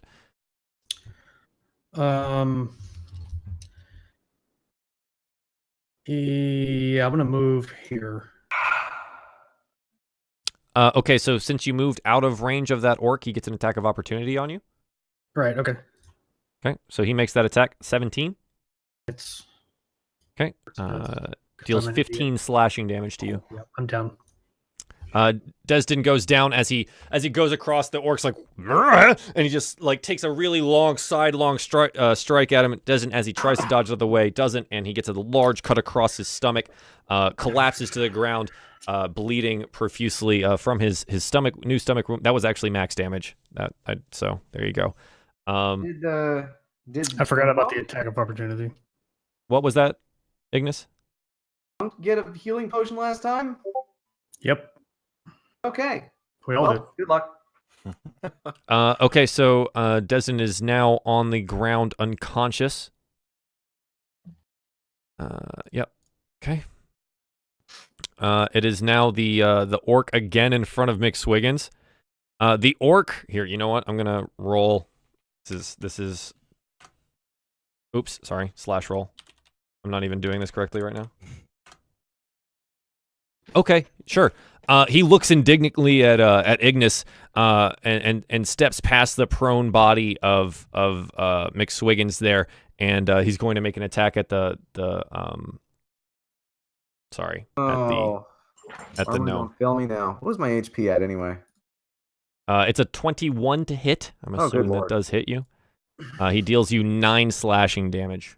Oh my god. Tell me it's still up. I am down to 2. Yeah, that's okay. Okay. Okay. So he deals you a pretty solid blow, swinging low with the axe, looking at you like, what the hell did you just... He watched the dwarf basically wake up, and he's really upset about it. The roll was to see whether or not he was going to hit the dwarf and look at you and be like, no, he's dead, or go attack you. So the roll was he went and attacked you instead. So now it is Vathan's turn. I might just shoot up into the air and see if I can hit something. Hey, Rob, thanks for subbing. Maybe you won't kill me. You're alive right now, buddy. I know. All right, I'm going to rely on Desdin to take this top walk out. So I'm going to shoot. Oh, have I got line of sight for this one on the right? You have line on sight on both. It's fine. You can shoot around your compadres, or you can move if you would like. Okay. And then shoot. Okay. It So saved me a couple of times, so I'm going to shoot the one on the right. I'm going to point out an issue. Okay. If you miss horribly, you do have the opportunity to hit one of your friends with an arrow. Please no. Because they are in the way. Please no. So, as of right now, Desdin is laying on the ground. No, but he's not so much of a liability. Oh, yeah. No. Essentially stopping people dying here. But you can still move and get shots. I'm just saying, you have movement. Do not kill one of your friends on a bad roll. This is me being a friend, not a DM. Bad roll. It's not going great. I've just lost a dog. That's what it's going to be like. All right, I'm just going to take this shot. This one at the top. You're okay at the top. Go ahead and move. I'm going to shoot. Go ahead and make the attack. I need to plant myself. Is this on? This is just normal, no advantage, no initiative, isn't it? So no. He's just there. Come on. Okay. 22 right. definitely hits. Finally finding the strength to pull your longbow back its full draw, you release the arrow and it strikes the orc. Okay, here we go. For 11 damage. It strikes hard and it strikes true directly in the center of the chest, killing him. Yes. Feels good. Buries deeply into his chest and get my tracking right on dies. the arrows. That's all it is. There you go. Yeah, that's what it is. Aimbot activate. Well done, Vathan McSwiggins. It is now your turn. You're prone, but you're alive. Oh, I sure am. So if I wanted to get up, would that be an action? No, it takes half of your movement to stand. Aha! I will stand. Good. You're up. And I will just kind of sidestep. And Cool. I'm going to go ahead and swing a swingy axe. Swing at the orc. Perfect. And a miss. Yeah, so you're holding a pretty gaping chest wound right now, right? That's just knitting itself up with some magic. So you kind of swing out wildly at him. It's like you're every other tired. Wednesday. You're coming out of you're out of your rage. Shit's just not feeling right now. You know what I mean? Okay, so that's that. Ignis, it is now your turn. This orc is just looking at you and he's been laughing. He watches his orc friend fall and the dwarf get up and approach him and he bats away the other weapon. And he looks a little concerned, but he's got bloodlust in his eyes and he's looking at you. Oh, okay. Chemical castration. Acid to the balls. Okay, so go ahead and roll that into the chat, please. God, I hope that hits. I mean, it's an orc, so his crotch is basically about face level with me. We'll right, see if you hit. It'll be 6 damage, not enough. You're Ignas Erdrick fan. 13. So yeah, it does indeed hit. The vial of acid, as you rummage around in your thing, looking at him, glaring at you, you pull it out and you toss it at him. What did we say? What the color was the acid? That's green. Of yours? It was green. So like green acid it hits him, and it as it sits on the hide armor, it smokes a little bit, but as it hits his skin, it starts bubbling, and he takes 6 damage there for his trouble. He's hurt. And he's like, ah, but he's still pretty interested in you, my friend. Who's laughing Why wouldn't now? he be? Desdin, will you make a death save for me, please? A 1. Mother of God. This counts as 2 failures. Oh yeah. Okay. It's okay because we're probably not going to get to his turn again. The So orc is going to just kill us all. it is now the orc's turn. He sees McSwiggins has stood. He has taken the acid damage from Ignis there, and he's noticed his friends are down. They've claimed 2 in his brain. He's claimed 2, and he knows 1 is hurt. No, he's got rage in his eyes. He's definitely going to make the attack against the gnome there. So he makes his great axe attack at a 10, which I believe misses you. So after taking the acid, maybe some got in his eyes, right? And so he can't see very clearly. So he misses with this attack, and and it doesn't seem to reach out and strike you. Vathan, it is now your turn. Yeah, he's swinging like this because his left hand is cupping his balls. Okay, Sure, I've why got not? I've Trying got to the keep 'em cure where they wound are. spell. Can I use that on Desdin? You have what? I've got the cure wound spell. Yes. So as a point of note, I used one of those to heal your wolf at the end of the last session. I don't know if you noticed that. So you have one remaining, I believe. How many spell slots do you have total? Oh, I lost everyone. We lost the whole call, boys. Hang on a second. We lost them all. Oh, there he is. Oh, he's and back, we're he's back. back. I was like, I lost everyone. Everyone is everyone, too. gone. We lost. Okay. Yeah, it was a Discord Everybody thing. except for Latana is very twitchy on my screen. Really? Latana's got UK god tier internet. internet. That's what we do. Dude, okay, in a day so- or two, I'll have it. So I was describing to you, Latana, I don't know how far you got in the last episode. I hope you watched all of it, but I used a cure wound spell. I was joking. I did see it. Okay, so how many spell slots do you have? I know I can look, but I was just going to ask you. Slots total 3, slots remaining 2. 2. Okay, so you only used one spell. Okay, cool. So yes, you can definitely go ahead and cure wounds him if you'd like. Oh, do I take the shot and potentially end the combat? Just no. I say heal him because You have you got a gnome so in front so of you. also Yeah, as you're right. this is some advice. Look at the turn order. You have 2 other friends and this Yeah, orc okay, before. I'll cure And wounds. you'll have a third one if you heal him.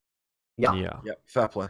That's what I'm saying. Only It's like we won't have to worry about the death So, save because we got Go ahead and cure wounds. Yeah, we don't have to let Assuming the a monk level die. 1. I don't think you have level 2s yet. Level 1.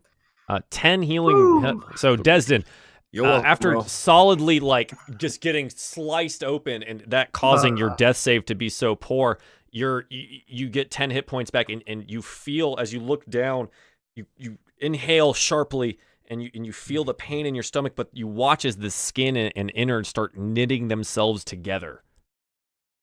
the Skinnards. The Skinnards. The Leonard Skinnards start The knitting Leonard themselves Skinnards? together. Yeah.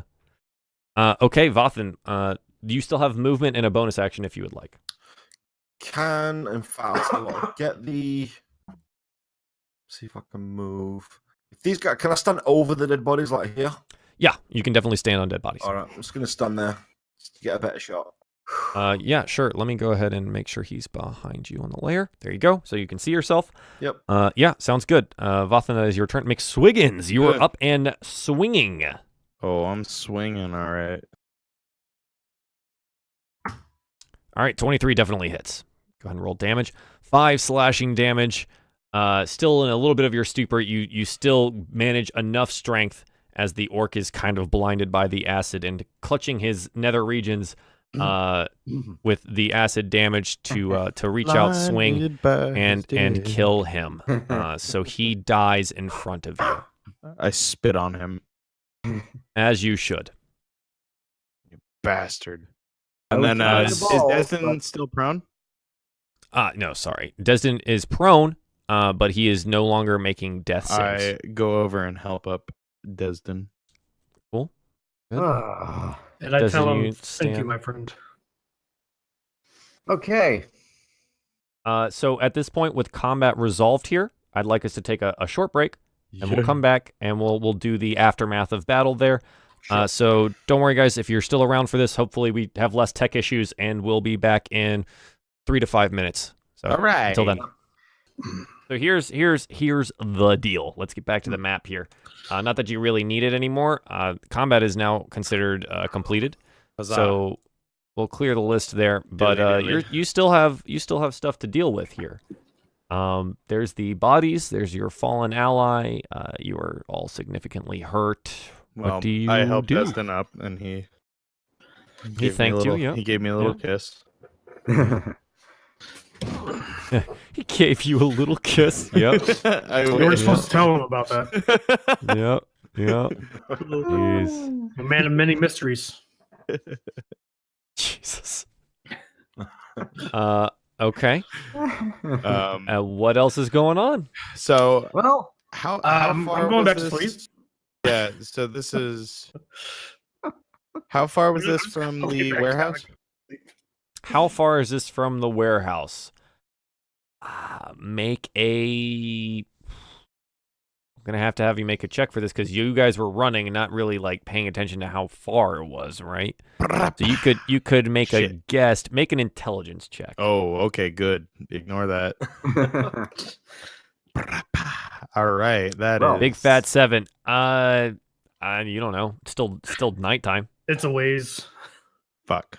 All right. Well, You were running for a while. I just want to. Can I make a perception check to see if there are any more of them? Sure. Yeah. Go ahead and make a perception check. Damn it. You don't hear anything. You don't see anything. Okay, I'm going to finish off my trance and then bury the wolf. Okay. Sure. Sure. You guys don't think we should like leave? You don't I'm think staying anyone in else is gonna character. come There's for no them? way that it wouldn't. I don't think my character would leave him just to the elements. But he would trance before doing anything with them. Yeah. Safety first. I just want to know that so I can know that for later. I did think about that. But I'm just thinking of the health. tell me, He's what are you exhausted. doing? He's exhausted. He needs to like. McSwiggins has already he's told me what he's doing, right? So he's done for the moment. So Vathan, what are you doing? Okay, I'll bury the wolf first. Okay, let's get this right. So bury the wolf first. Go on, sorry. Do you have a shovel? Yeah, don't I have that? Don't I have something in the? What's the traveler's pack got in? Let's have a look. Explorer pack. I've got anything in there? Let me have a look. My compendium was working. Quick I would use tell the you. resource Do you want me to link you the website? Because I've got that now. Oh my god, I would hope so. What website? Roll 20 doesn't seem to be working. What's the? There it is. It has a backpack, a bedroll, a mess kit, tinderbox, 10 torches, 10 days of rations, water skin, and 50 feet of hempen rope. What kind of pack's that? An explorer's pack. Hey. Aha. Great. Okay, let me think. What have I got on me? Clothes, no. You do notice around you there are plenty of loose and largish rocks and stones. You could build a cairn. Okay. Yeah, we'll do that. I'll do that, should I say? All right. Well, while he's doing that, I guess I will loot the orcs. Or at Okay. least try and figure out. I will also, at the same time, try and figure out if I can tell if these are the same ones that were chasing us. Or better idea, if they were the ones, or they were in any way involved in the attacks down south. Did you see any of the orcs when you were south? I completely forget. We didn't see any of them in the warehouse. I don't think. Right. So you fought some orcs in the caverns. Yeah. The one that fell in the pit, remember? Yeah. You also like fought that. some goblins in the caverns. You fought some demons in the caverns. When you were south of the spine and in the woods, you fought some wolves, you fought some twig blights, and you fought some goblins. Okay, then I guess I would have to check to see if they were the same as the ones from the cavern. Sure. Go ahead and make an investigation check. Only something I'm good at. Watch me get a You said critical you're one. also Famous last words. looting them? Yeah, sure. Watch me get a critical one. Watch this. Oh, that's not bad. It's a good old 18. 18 there, fella. Sure. Yeah. Let me get their treasure up here for you real quick. Make sure we got the right selection. Oh, yep, I have this open already. 1/2. Sure. So an 18. So you investigate these orcs, and they all seem to be missing their right ring fingers. Oh, they're Yakuza. Or assassins from Assassin's Do you know a lot of make an intelligence check? Okay. Let's see if you know who these guys are. Do you know what the Yakuza is? Yes. Yeah, Okay. Japanese mafia. Yay, all right. And what they cut off is the pinky finger, although I'm pretty sure that's So they cut off the right ring finger just down past the first knuckle. pretty sure that the Just the pinky tips. finger is a urban legend, but I don't know. Not a save, a check, please. Oh, well, I believe it's the same thing, but Maybe it is. It is, but I don't know that. There you go. So yeah, so these are not part of the same group that you saw before. The left hands. They seem to be members of a different tribe. They are. Let's see. What would they be known as? You had 3 orcs. This one that I burned is known as the Ugly Crotch. Yep, from the Ugly Crotch tribe. Who told you about my nickname in high school? What you know with that 20 is that these orcs they tend to do most of their raiding on the western side mines. So that's more north and west of where you are now. So them being here is odd, similar to how it was odd that the left hands were south in that cavern as well. You don't know if they're part of the group that you saw previously because you don't know. You didn't see any of them. You definitely didn't get close enough look to see if they were missing the tips of their right ring fingers. So we're gonna call them. They're from the Red Ring tribe. Of death. Yep. And which they almost followed through on. Yeah. If they had asked one more of their buddies to come along, probably would have happened. Regardless, so the Red Ring tribe. So you know that. You know that they reside mostly to the west, but it seems that they attacked you from the east. They tracked you somehow here, and that's what you know. As you go through their pockets, you find 20 copper pieces, 8 gold pieces, and 16 silver pieces. 15 and 20 gold, you said? No, I said 20 copper, 16 silver, 8 and gold. 8 gold. Yeah. Okay, I got the numbers mixed up. So 20 gold. I was going to say that is a rich as fuck orc. I don't think they're carrying that. That 8 gold is already a lot. You know, I'll be honest. I'm not really sure how rich we are simply because I don't think we've ever gotten to a shop, so I have no idea what the prices are set for anything. So we're gonna need one soon because I need arrows. I've got 7 left. Well, if shit doesn't keep going wrong, you would have made it to Erdrick by now. As Small a point steps. of note, you're still trying to get there, so you're still going the right way. So that helps. You're a little off track right now, but that's fine. You needed to get away. So as you go through their stuff, you see that they have their javelins. One of them has a bow that's slung over his shoulder, and some arrows at his side. Just everything. They're all holding axes. You've checked their belt pouches, and you found these pieces of gold, and you've noticed that they're from this particular tribe.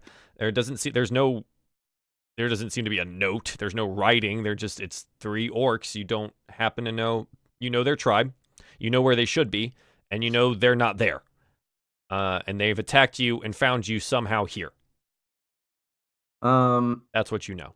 So here's a question because I'm a little disoriented when it comes. Oh, by the way, I will take the arrows and pass them off to the archer here.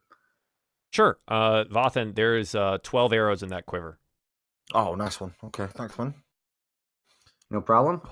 One thing I'm confused about, just because I kind of forget the directions that we were going in. So we were running north, and then when we went off the road, which direction did we go? East.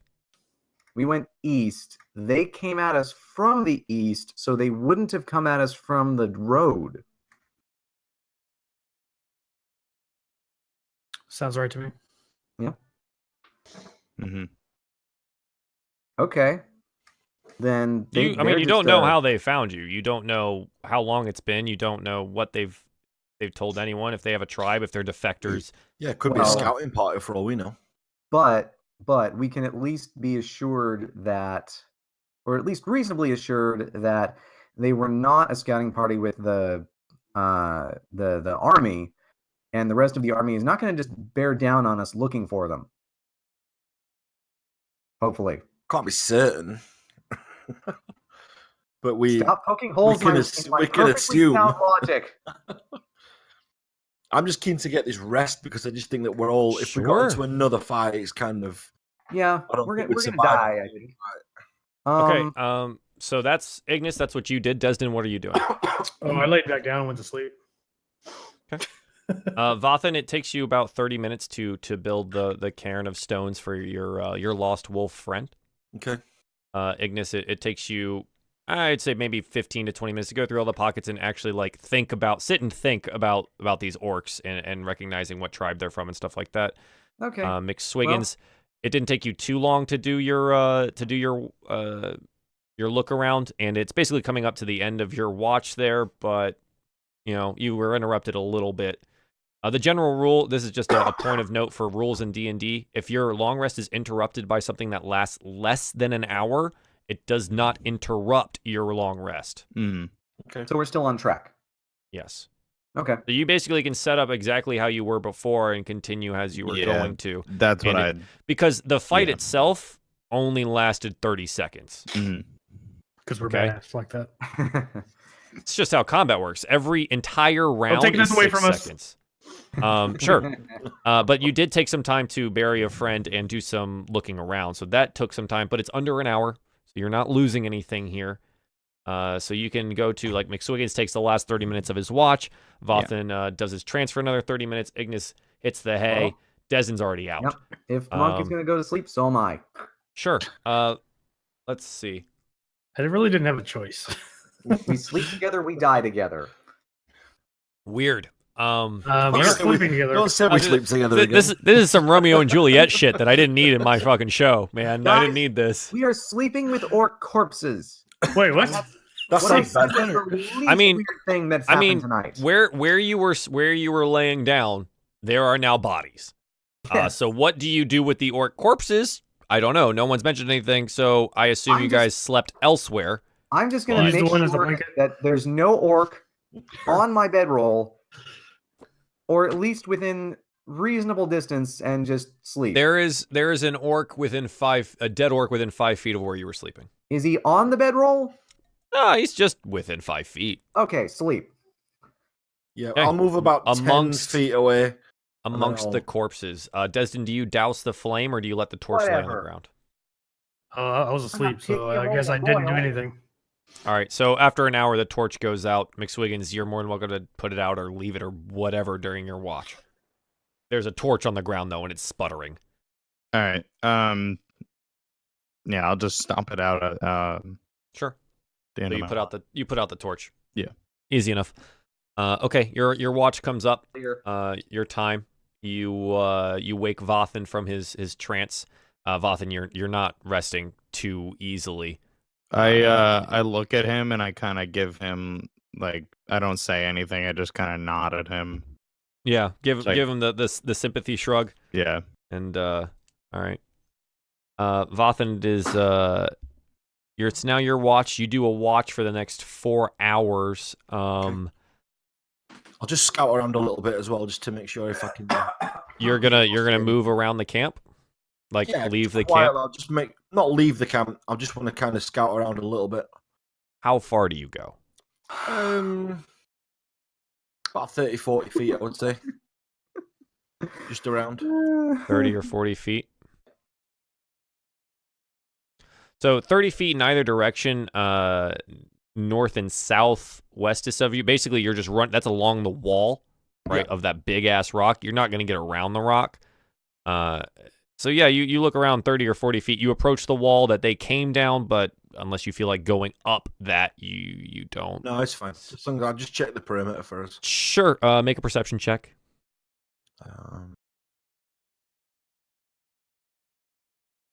Boom. There you go. Yeah. Oh, wow. Okay, this is actually really cool. As you walk the perimeter, you notice that there's orc tracks from the south, and it looks like they walked from the south up to on that plateau that they were standing on, that 15-foot high area. So it looks like even though they had attacked you from the east, that they had come up from the south. Oh, that's bad. Okay. Great. Okay. Well, I'm guessing that I would have spotted anything if it's coming now. So I'm going to let the guys rest with the plan. Yeah. to So cover and other steal than the that, way. you scout the area and that's what you notice. You don't see. You see basically with that check, you see that it's 3 sets of tracks from orcs. So it doesn't look like there's anything that ran away from them or came with them. Otherwise, it seemed to be just a small party. Scouting or otherwise, you're not sure, but it looks like they came up from the south, went around and up onto that plateau to try to get the drop on you guys, and that's where they came from. Okay, I'll let the guys rest, and then I'll explain. I'll relay all that back as soon as the first person looks. Sure. So the rest of the 4 hours goes well enough. Vathan, I'm taking this perception check for the rest of your time. Okay. This is your perception check for your watch. Other than maybe so like low coyote howls that out here in the mountains and stuff like that. You don't really hear or see anything else. You kind of just sit and contemplate the loss of your friend, your new friend, and maybe where those orcs had come from.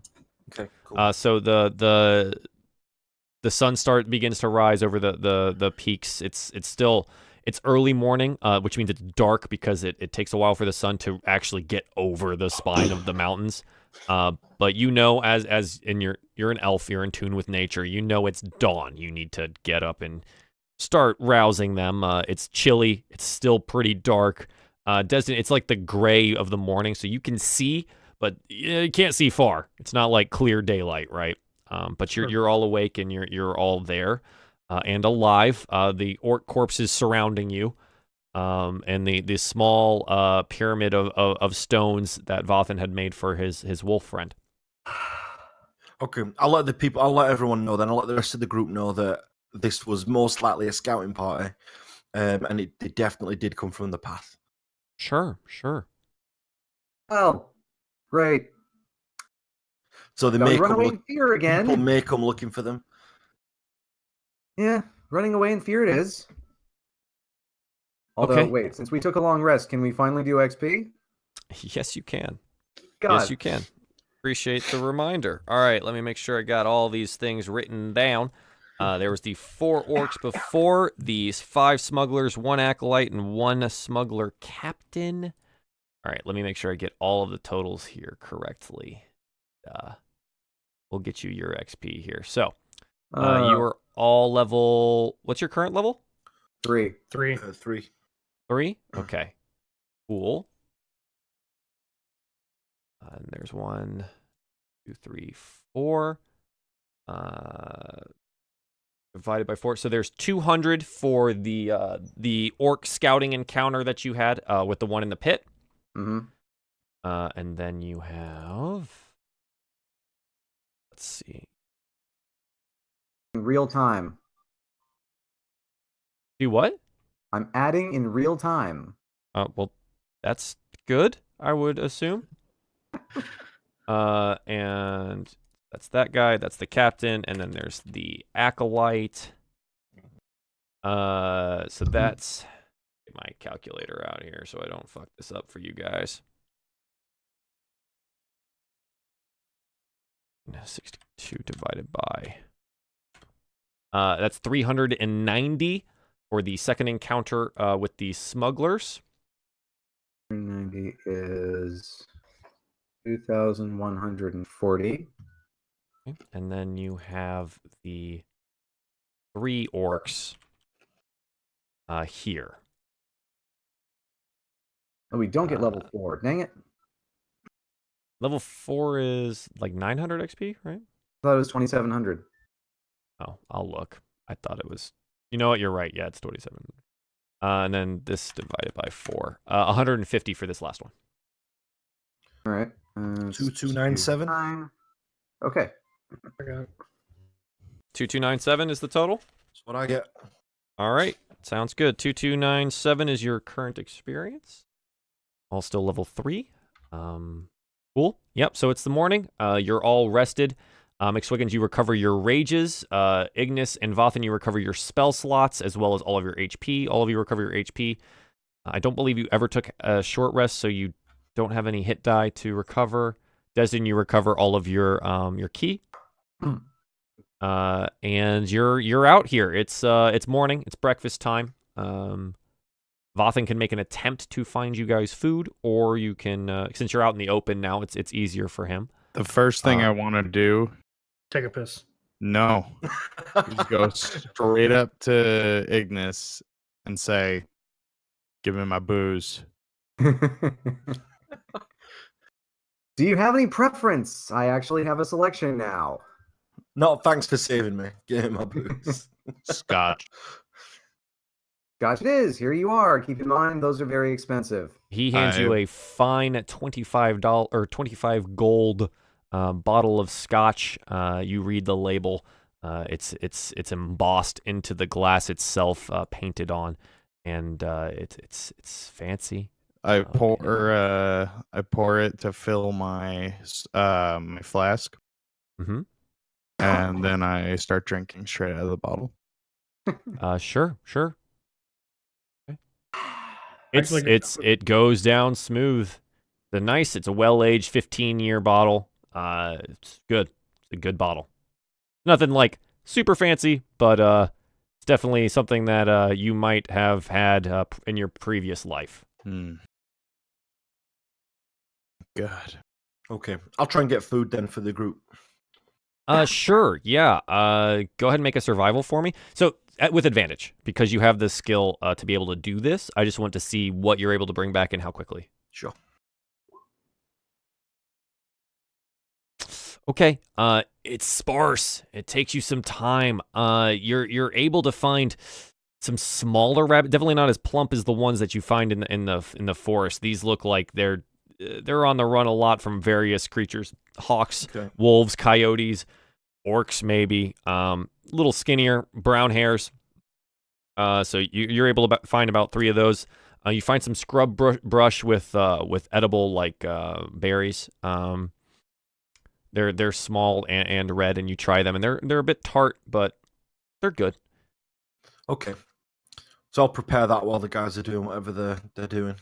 Sure. So you start a fire. And you skin the rabbits, and cook them. Yeah. Okay. Sure. That takes some time. That probably takes about an hour to do all of that without any help. Ignis, what are you doing? I will light the fire. Okay, you light the fire. Doesn't take too long. Takes literally 2 seconds. Do you do anything else for the morning, or are you just sitting waiting? Oh, let's see.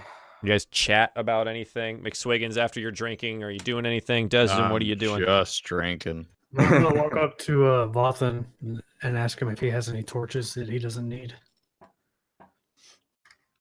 Do I have any torches left? Let me check. You would have 9. Okay, I'll give him 8. I don't need them very often. Sure. I'll just hold one back. Thank you. Sounds good. Well, He hands you 8 torches. I So will play go ahead and mark solitaire down to that you pass have the 8 time. or 1 left. You have 1 left. Yeah. I'm sorry. What was that, Ignis? I will play solitaire to pass the time while I eat. Okay, sure. So Ignis pops out this deck of cards and starts laying them in front of him and is playing some sort of game that maybe you recognize, maybe you don't. I don't. Do any of you try to see what it is or what? No. Nah. Yeah. It's a game called Scorpion. So okay, cool. McSwiggins, how much of the bottle do you drink? I get about a quarter of the way through it. In an hour? Okay. Sure. What's your constitution modifier? I love this. +4. Yeah, you're fine. Is 4. You're fine. Yeah. Yeah, that con modifier is ridiculous. So you feel the fire in your belly, and your vision clears a little bit. It's interesting how that works. Feels good. That's good. That's good scotch. Yeah. Okay. So the food is prepared. It's handed out. In I would assume equal portions, or McSwiggins, grabs all of it, and all of you starve. Either way, that's up to you. And that's the morning. I'm good with the equal portion. There you go. He's happy with his alcohol there. Excuse me. Bless you. Okay, so that's breakfast. Now what? All right. You've discussed the orcs having come up Vathan from the said south. that they came from the east. off the road? So Well, he no, they told came up you from the south, walked around where the path was, so they came off the path and they kind of circled us. Okay. So we don't want to be going south. Okay. Do we know where we are in relation to like the direction Erdrick is in? you would know. Well, Ignis would know that the dirt road that you were on would be a direct line to Erdrick. Okay. That would be the easiest way to get to that place. He might know how far. Does he care? I don't know. I don't even know if he's paying attention. Sorry, I got 3 things going on at once. What's going on? I don't know. McSwiggins, what's going on? We are trying to figure out how like where we are in relation to Erdrick. How long it's going to take us to get there? Yeah. Oh, So well. there we go. Right. So my I answer should to know that that. was Ignis might know that. He knows that the road that you were on is a direct line to Erdrick. He might know how far. And my secondary portion of that was, does he care? And you weren't paying attention, Yes. so I don't know. Do you care? Yeah, probably, because I'd like to actually get there. Sure, make an intelligence check. Intelligence. Bam. Oh, Wow. even with the You- modifier. You know what? Come on. You know this road goes to Erdrick. One day, 1 week. You know, you didn't really pay attention when your dad was talking about trade routes. It really bored you at the time, and you wanted to go tinker in your workshop and try to make robots. So, you don't know. Look, guys, if we just follow the north, if we follow the road north, we'll hit the city. I don't know how long, but we'll get there. Helpful. Okay, I'm good with that. Let's. Yeah. If Shall we? no one minds, I'll scout out in front a little bit. Yeah. I'll take What are some second. critical failures. So, okay. So right now, you're not on the path, right? You are maybe 1/4 mile to a 1/2 mile east of the road where you were running earlier yesterday. Or I guess late last night. So you're not currently on the road. Do you try to go back to the road, or do you try to make your way up through the mountain? How easy is it areas? to stay parallel? What's the terrain like? It's like hilly. It will take you a while. It's this. So the map that you see in front of you, Yeah. it's like this. Yeah. Yeah, Okay. it's this. The reason the path exists is to avoid this. Yeah. Right. We don't want to run into the back of the enemies, though, do we? Because if they've passed us and we make up ground, mind you, we should be okay. I think. I suggest we head to the path. So I trust Vathan. Scout on. You know what? Yeah, we can make it for the road. You're gonna Yeah, make I for the can road. always track back if we'd be okay. Sure. So do you just retrace your steps from the previous night? Just head straight back west towards the road? Yeah. If everyone's okay with that, I'd say yeah. Yeah. Yeah, I'm good with that. I got one yes.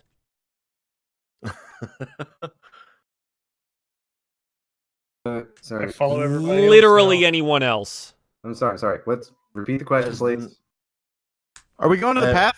Are we going to Yes. retrace the steps Great. steps that we took I to figure- get here? Let's do it. Fuck Yeah, it. I figure we just have Vathan scouting ahead, and he can warn us if we're getting too close to the horde, and How then we run. I would say needs to be quite a bit. This I would say, so 50 feet. Sure, 50 feet, but invisible range. Yeah, I'll make sure I can see them at all times. Okay.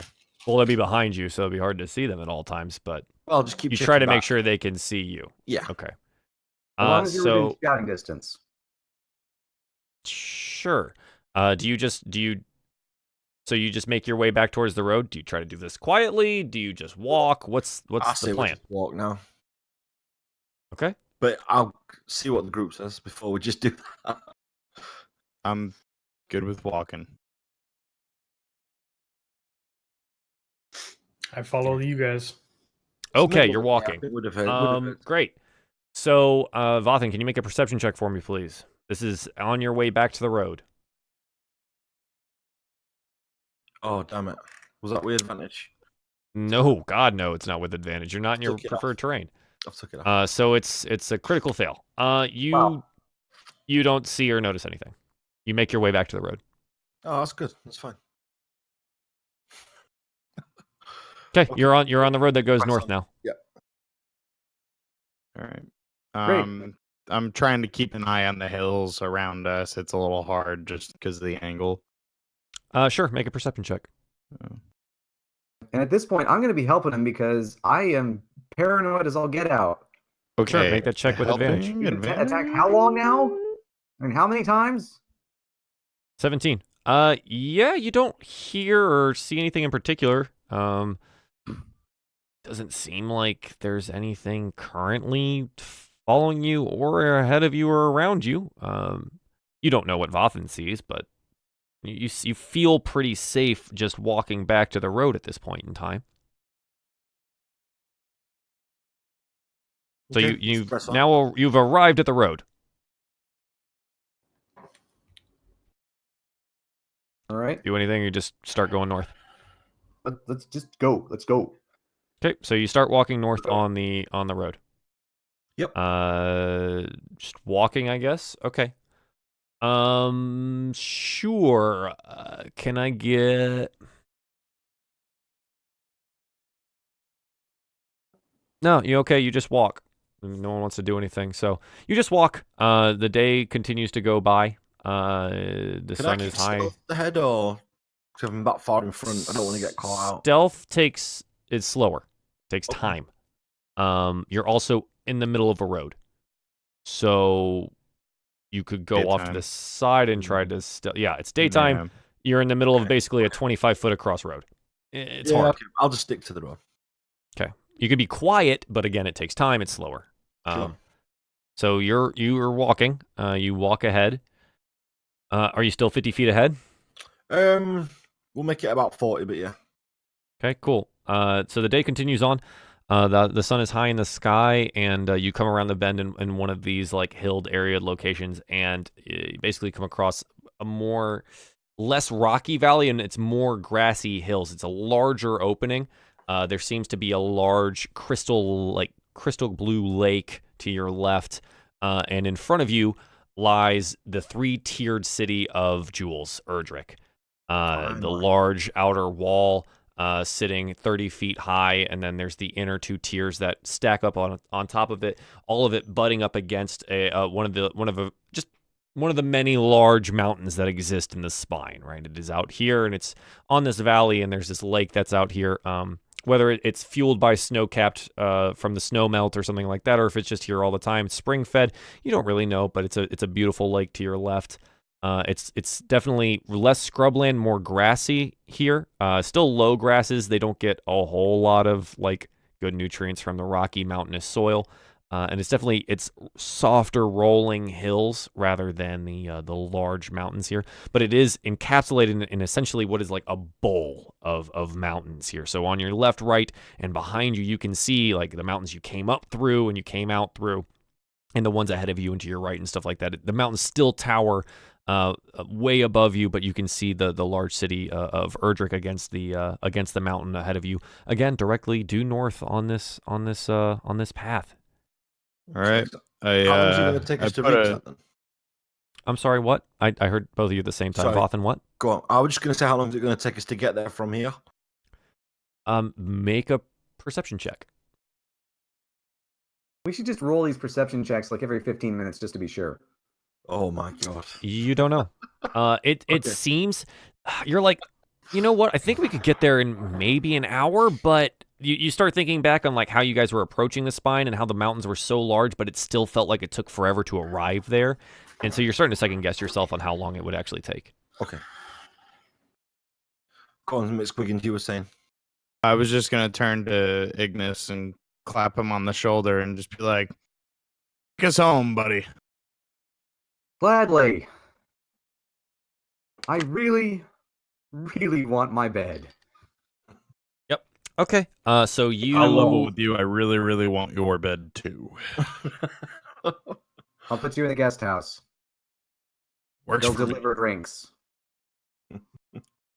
So the you continue along the northern road, and this is relatively easy to notice. You start seeing paths start converging on this road that heads north, leading out either towards the lake or out towards the mountains on the east. More and more paths as you continue walking over time. It's not like 15 all at once. It's like, oh, an hour passes and there's this path here, and then we notice 30 minutes later that has come up from the east this way. More of these dirt paths you can see are well worn by wagons and feet, and they're definitely. You expect that they either head out to some of the mining operations or more of those trade routes that you had just come through as well. And again, some of them head out towards the lake too. So you continue on your way, and you start noticing people start coming up off of these other routes. Like there's a wagon train about 5 wagons deep that starts coming across and basically cuts up in front of you, merging onto the larger northern pathway. Yeah, and you continue making your way there. There's people there. There's people walking now. It seems like a larger procession is coming towards the city now than just you guys. So you're amongst folk unless you decide to do otherwise. I'll go back to the group then if we've got that many people around us. Yeah, sure. You've got the wagon train that's it's slower than you, so it kind of falls behind a little bit. They're not pushing them hard, so you pull ahead of the wagon train. And then there's another, like, it doesn't look like maybe a group of adventurers, but it looks like some armored soldiers or maybe more smugglers or something like that that are also walking, maybe 5 or 6 of them. Okay. And they all seem to be walking towards the city. You attempt to talk to anyone, or you just continue walking? I'm probably just going to ask the first person to come across, look, what's going on? Why are there so many people coming in? Or actually, wait. First, I would probably want to make a check to see if this is an unusual amount of people. Yeah, sure. Go ahead and make an intelligence check. Just setting myself up for failure, you realize. I can't see that roll. 20. It's 20. It's 20. Okay, well. Yeah, no, this is normal. Okay, well then I'm. This is normal trade traffic to the largest city in the north. All right, I'm just gonna walk right in. I don't need to talk to anybody right now. Sure. My damn bed. Yeah, Okay. This is his home. Terrified. I'm So following him. you start approaching, and it's starting to become later and later in the afternoon. It definitely wasn't an hour walk away. It's probably more like 3. You've now passed a couple of these trains, and some of the people have pulled ahead of you, or some horse rider ones have ridden ahead of you. So you're just making your way up this trail here. As you start getting closer and closer to the city, you see that the city extends further than the outer lower ring. It seems like maybe eventually they might have to put up another wall and have it call it the 4-ringed city of jewels rather than the 3-ringed one. The city starts extending further and further outwards, but you can tell it's not the nicest part of town. This is definitely, you start walking into a district that it's dank. The houses aren't necessarily well made. They're more lean-to shacks, but there are some buildings that have been put up that look a little bit more permanent, which is what leads you to believe that, okay, maybe this becomes part of the permanent city eventually. It seems like there's a lot of people here, and the city might need to expand relatively soon. Or they might just leave this the outlying cities here, or the towns. So it's basically like a bunch of small towns that have clustered up around the walls of the city of Erdrick. The large dirt road expanse starts becoming more and more crowded as you approach the 30-foot high city walls. Do you try to stop off anywhere? Do you continue in? What's your goal? What are you doing? We continue on, but I'll just say to the group, look, if the guards stop and question us for whatever reason, just let me do the talking. And I know what you might be thinking, but I actually have pull here. My friend, if there's one thing you know how to do, it's talk. Oh, thank you. Well said. Okay. So you continue through essentially the lower district. You approach the large walls. The portcullis are up, open wide. There's definitely a contingent of guards that are around up on the walls and up on the gate. And there seems to be 6 or 7 guards that sit to the side and in front of the road going in. It looks to be that they're checking wagons, they're taking trade manifestos and ensuring that they're expected. Travelers have been going off to the side and speaking to one of the guards on the right. So you essentially you're waiting in line to enter the city of Erdrick. So as you approach there's the one guard that's been taking basically he's been talking to people, not doing the caravans essentially, but he's been talking to travelers that are moving in and out of the city. And he notices you all approach together, and he kind of gives you a quizzical look. He's like, strange group you got here. Papers, please. I will show him. Wait a sec. What was it called? What was it called? I have like a. I'll show him my scroll of pedigree. So you pull out. You have this scroll case, right? It's a leather scroll case, and you uncork the end and you pull it out. He's looking at you like, this is unexpected. And you pull it out and you hand him your scroll of pedigree, and he reads over it and then looks up at you and goes, "My Lord Erdrick, please excuse me. Are they with you? Please, They are? Okay, well, welcome home, my lord." And he ushers you and he pulls you over towards the guardhouse, out of the way of the line, and he points over to a different guard and he says, "John, get over here, cover my post, please." And John just like looks at him, spits on the ground, and walks over and comes up. He's like, "All right, papers, please." And he starts taking people's papers that are walking into the city. And he goes, "My lord, please welcome home. I didn't mean to stop you here. Please forgive me." And he's bowing low every time he says these things. He also he's handed back your writ of pedigree, and he says, "Please welcome home to the city." And he bows low and gestures out to you and into the city. He says, "Do you need an escort, sir?" I would appreciate an escort. Yes, I've come under attack many times in my travels, and I just want to get home. He looks up with basically like a look of shock and horror that anyone would attack someone of the royal family, and he gestures over to he whistles and he points to 3 other guards. He says, "With me now, let's go."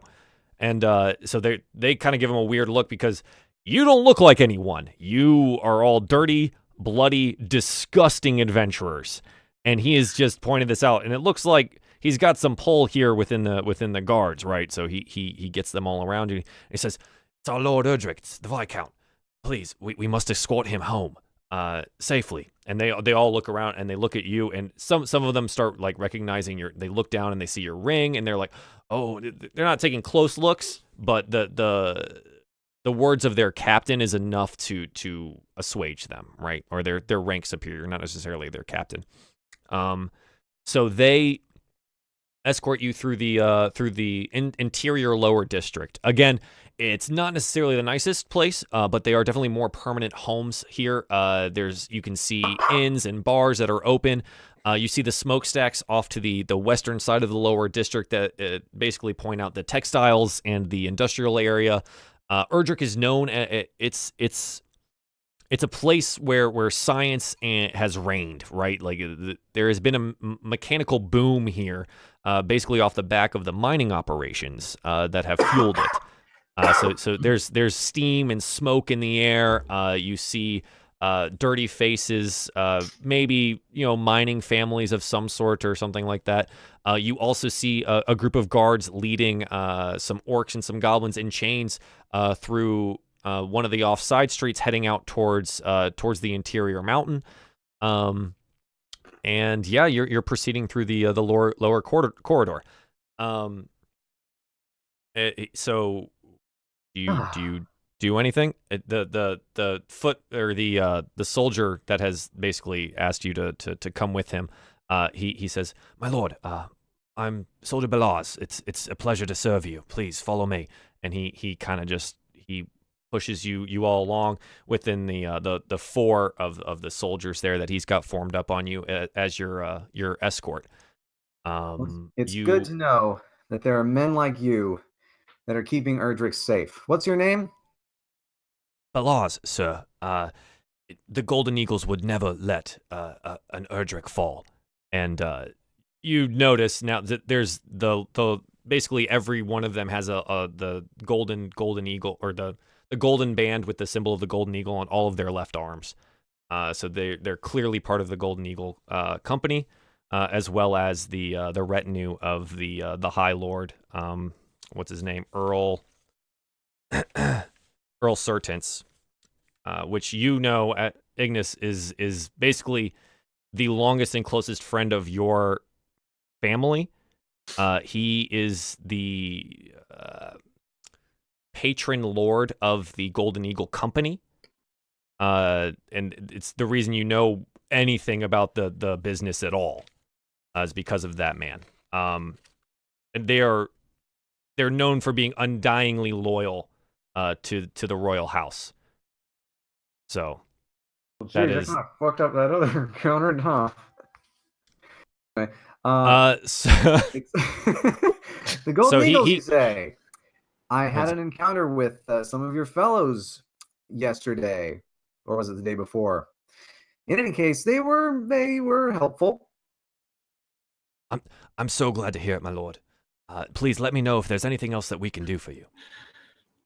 Oh, I think for now, all I really want is a nice warm bed, a roof over my head, and a word with my father. He laughs like you just told the best joke in the world. Says, "Yes, my lord. I can see that you look like you need some very good rest. Yes, please. We will get you at home as soon as possible." Just as an FYI, this is why Ignis is such an untenable douche.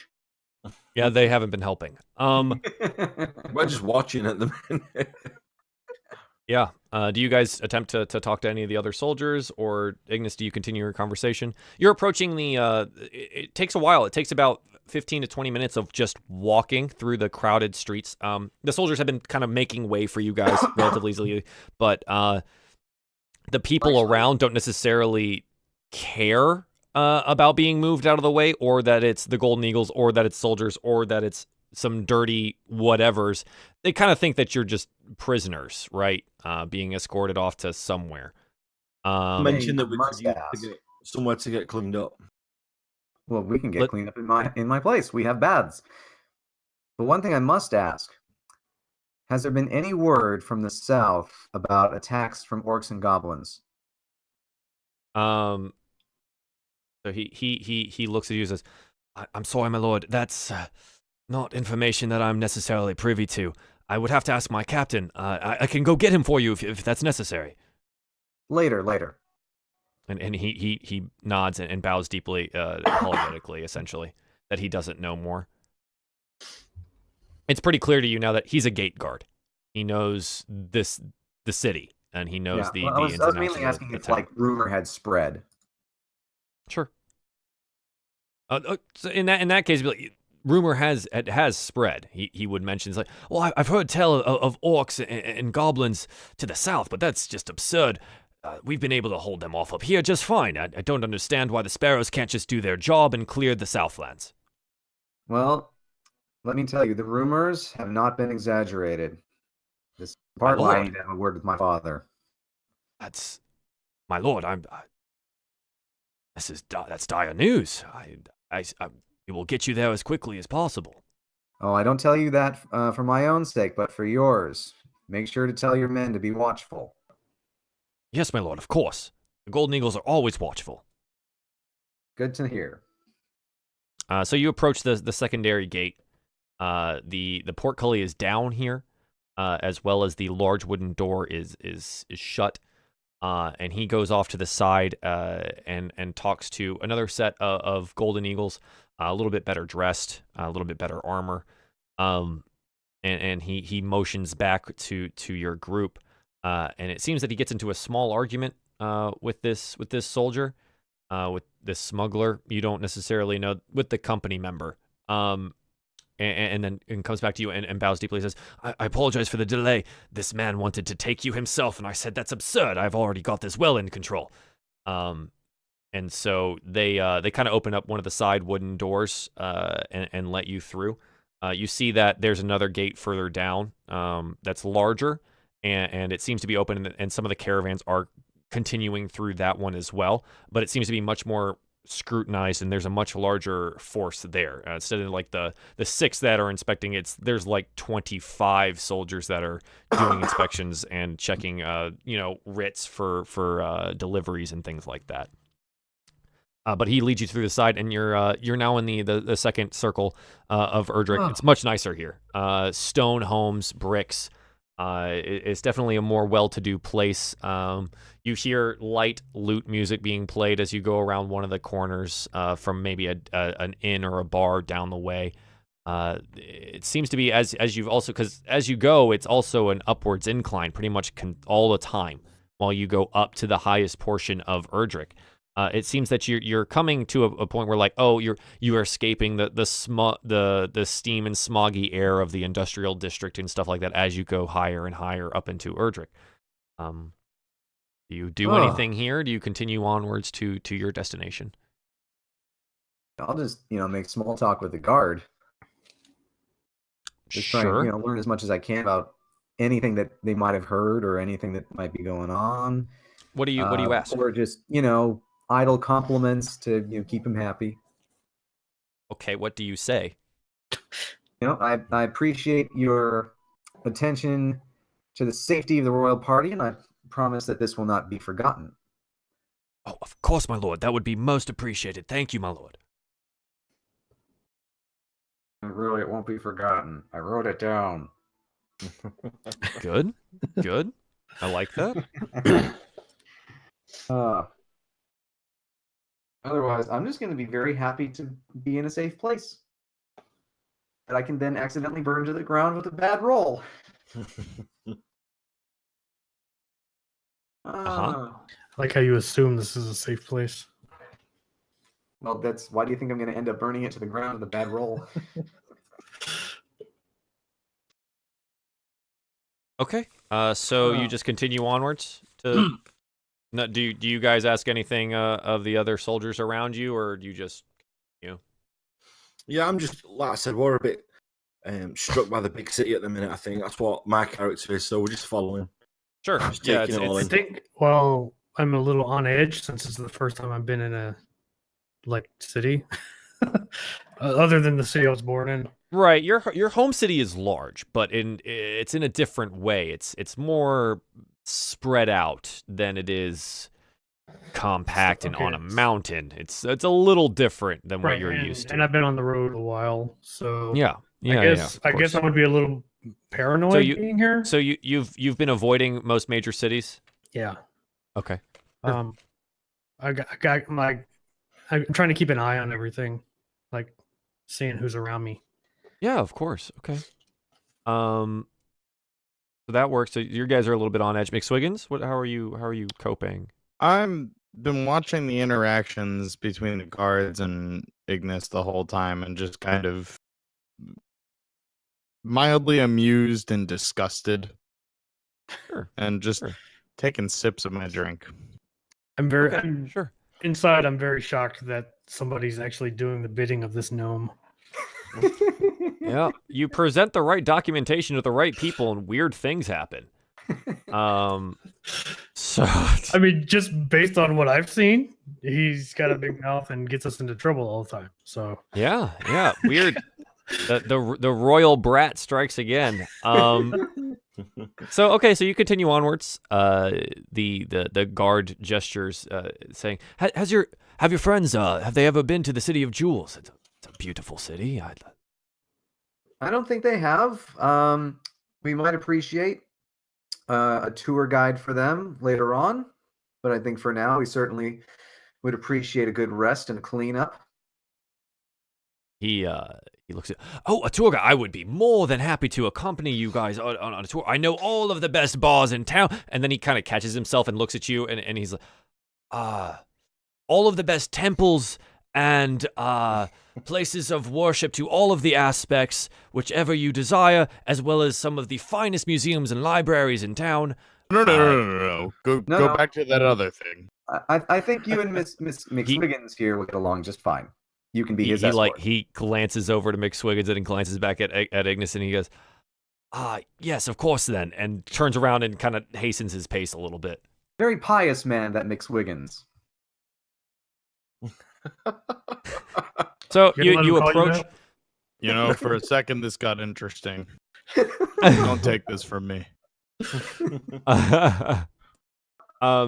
So you approach the third and final and highest circle of the city of Jules Erdrick. And it is significant. Is definitely the nicest section of town. He again has a conversation with a guard that's actually in full armor. This is the first that you've seen in the city so far, and it seems that the every third or fourth guard seems to have actual plate armor on while they are out here standing guard. It's some of the nicest. Basically, some of them have golden like tabards on, and with an actual eagle on them, not just the symbol of the company. It's definitely a nicer, more wealthy affair. And as you step past, it's seemingly the guard looking at the gnome. The new guard essentially asks the Bellis, who what the fuck did I name him? I already forgot. Bellars, for the papers, and he rushes back and he bows you and he asks you, my lord, Viscount Erdrick, may I please borrow your papers so we may proceed? This is where I lose him. All right. If you're waiting on me, then I'm an idiot. Papers, please. Oh yeah, It's a papers. good game. I like papers, please. I haven't actually played it. Looks pretty fun though. Yeah, So you hand him your writ, and he approaches the finely armored guard with the cape and the golden tabard with the eagle on it. Middle-aged man, clearly like the leader here in whatever this guard area is. And he reads and he looks up and he gives a quizzical look to the group and he looks back down at Bellars and he goes, son, are you sure? And he goes, yes, that's him. That's actually him. Who else would have this? And you're kind of like listening off to the side at this conversation, and he goes, get him home quickly. And he bows and he salutes fist to chest to the fellow company man and brings back the papers, and you guys are led again through one of the, basically there's a large wooden door, but like a small side door again, and you're led inside. On the other side, it immediately opens up onto very nice, wide open cobble streets. The hustle and bustle of the city has entirely faded here behind the another set of 30-foot walls. And as you come inside, you see just grand mansion homes just dotting the area. And it seems that this entire upper ring is full of these estates. What end, most of you don't know. Ignas knows exactly what this is. This is where the lower lords live, and the upper lords live closer to his own home. So for Ignas, he knows, yeah, that's Lord blankety blank, and that's Lord this guy, and like all that jazz, because he was raised that way. So the ones that you see closer to the gate are they're called the lower lords and ladies of Erdrick. There are 12 of them, and there are 3 high lords. And then you have the Duke of Erdrick, which is Ignas's father. I don't know if Ignas relays any of this information for you, but as players, I feel like it's important to know the city, at least, because I like it, and I built it, and I want to show it off. I mean, so, I'm not going to tell them, I'm not going to say anything unless they ask, because my character Sure. would assume that they know all about this. Sure, why not? So you've approached. They're basically high-walled gardens, beautiful trees that shouldn't exist in this area, this far up into the mountains. And you just proceed onwards down this like large cobblestone street, finely dressed men and women, kind of just meandering along the garden's edges and stuff like that.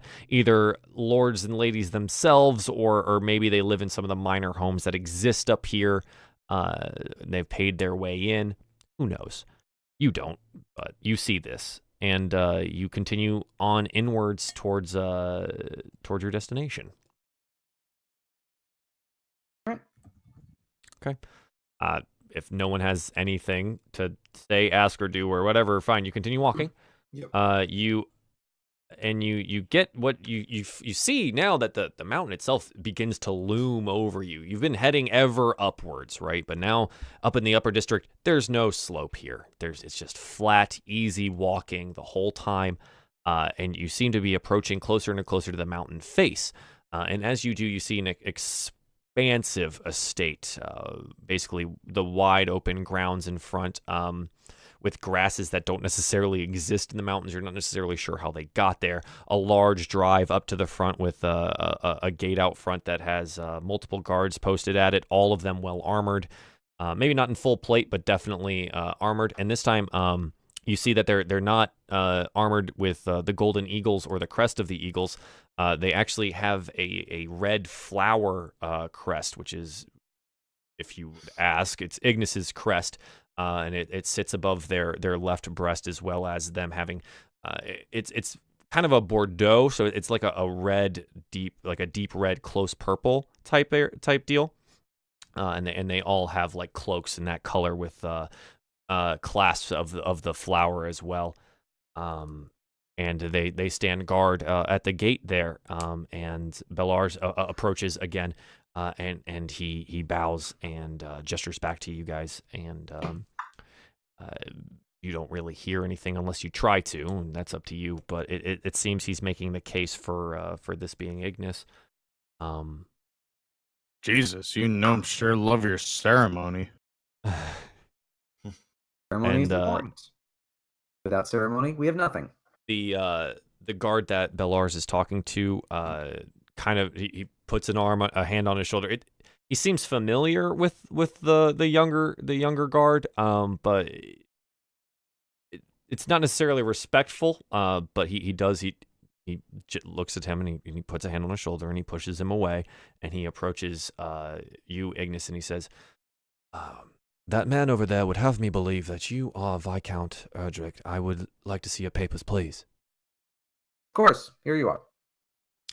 You pull it out. You don't recognize this soldier. Generally, you would know some of the soldiers of the household, but you've been gone a little bit, a couple of weeks, and you don't really pay attention too much to who your father employs. Generally, only the ones that interact with you on a day-to-day basis is probably the ones that you remember the names of. So, anyways, he pulls out your writ and he reads it down and he goes, "My Lord Viscount, please follow me. I apologize for your wait." And he gestures. And he tosses a gold coin to Belars and basically just puts a hand out and essentially shoos him away. And he points to one of the men on the side of the gate, and they unlock it and push it forward and open. And you walk onto the long cobble drive with there's a fountain that is up in the middle, pouring out spring water, again in the shape of this flower. It's this twisted vine that comes up and has basically an array of these flowers. It's made out of stone, but you would assume since it's the same shape, it would be these red flowers that come up, and each of the flowers have these little stamens that come out and are pouring water elegantly down this fountain. And you approach the large white-walled estate, and yeah, you go up there. And you approach the front door. The soldier, he gives a slight bow to you and then bangs on the door, and he yells inside, yells at the door essentially. And he goes, Krull, the master's home." And he bows again and he walks back to his post. A moment later, a small, the door itself is maybe 10 feet tall, and it's doubled, right? So it's 10 feet tall, maybe 5 or 6 feet wide, and doubled on both sides. But in a small door that you didn't necessarily see before that opens up in the middle of this one, a small goblin walks out. Older, graying hair, balding at the top. And he has little spectacles on. Ignas, this is Krull. Krull is the master butler of the house. alongside the mistress maid Cassie. Both of them are goblins. This is something that has been employed in the Ignis, or the whole of Erdrick has slaves, goblin, orc, or otherwise. So you recognize this is Krull. Him and Cassie have taken care of you and your sister since you were children, and since she is still a child. So he goes, my lord, and he bends over as much as he possibly can in his old, goblinish form, and he says, "It's very good to see you home safely. Please, my lord Viscount, come inside. You look awful. I could barely recognize you under all that blood. Is that your own blood, my lord? What has happened to you?" And he gets really worried, and he opens the larger door and he ushers you inside, and he starts yelling, Cassie, please come quickly. We must see to the Lord. And I'll tell you, Krull, it's good to be home. And so you walk in to a large open area. It's like 30-foot high ceilings. There's a large statue in the middle again of these flowers. Ornate rugs lie on the floor. Basically everything is made of white stone, and it seems to be, it's cut from the mountain itself that it was built on. There's large spiral staircase that goes up to the right, and Cassie, another aging little goblin, long white hair tied up into a tight bun, comes running on and says, "Oh, Krull, what fuss are you making here?" And she looks and she's, "Oh, my lord Erdrick," and she bows she curtsies as deep as she possibly can in her old bones, and she's, "Please welcome home. What has happened to you? And who are these men?" She looks concerned. Krull, as if for the first time realizing you're not alone and he let other people into the house, turns around and looks at them as, "Oh, yes, hello. Who are you?" Not to worry, Krull. You can consider them my guests. Guests, yes. Cassie, please, will they be staying? And you can tell there's like a slight disdain in his voice for whoever these commoners are. I kind of lean over to Vathan and Desdin, and I say, "Guess we shouldn't tell them about the goblins."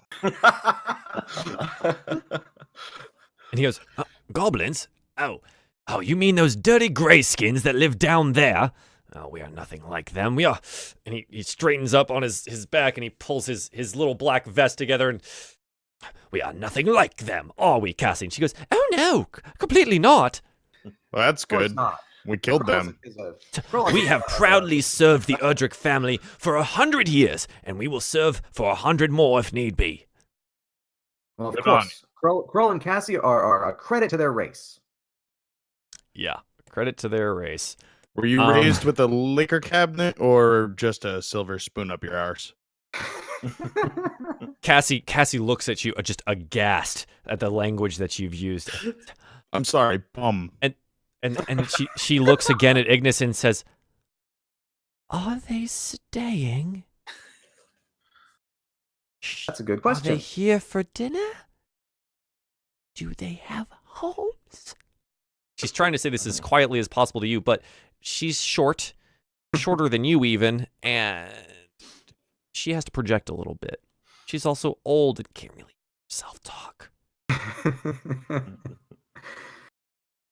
Well, because I'm sort of thinking that you guys are an embarrassment. My lord, never.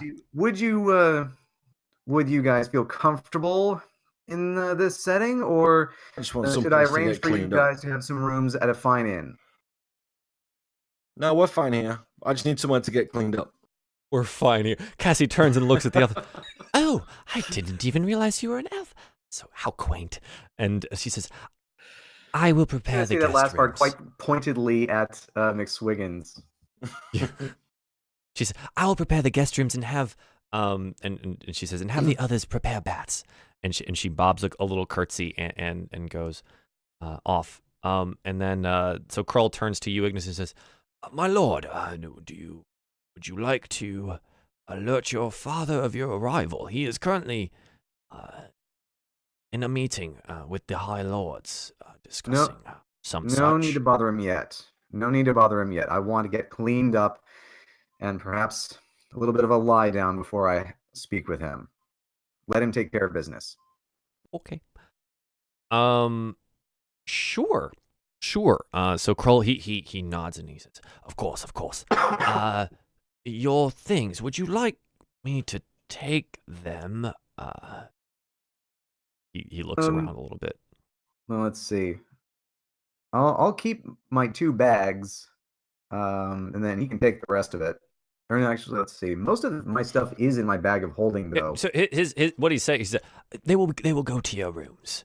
Like he's letting you know that because the bathing area is in a separate area of where your rooms are. It's not like your house where there's a shower down the way. There's like an entire house for bathing, right? They just happen to have one here because they're rich.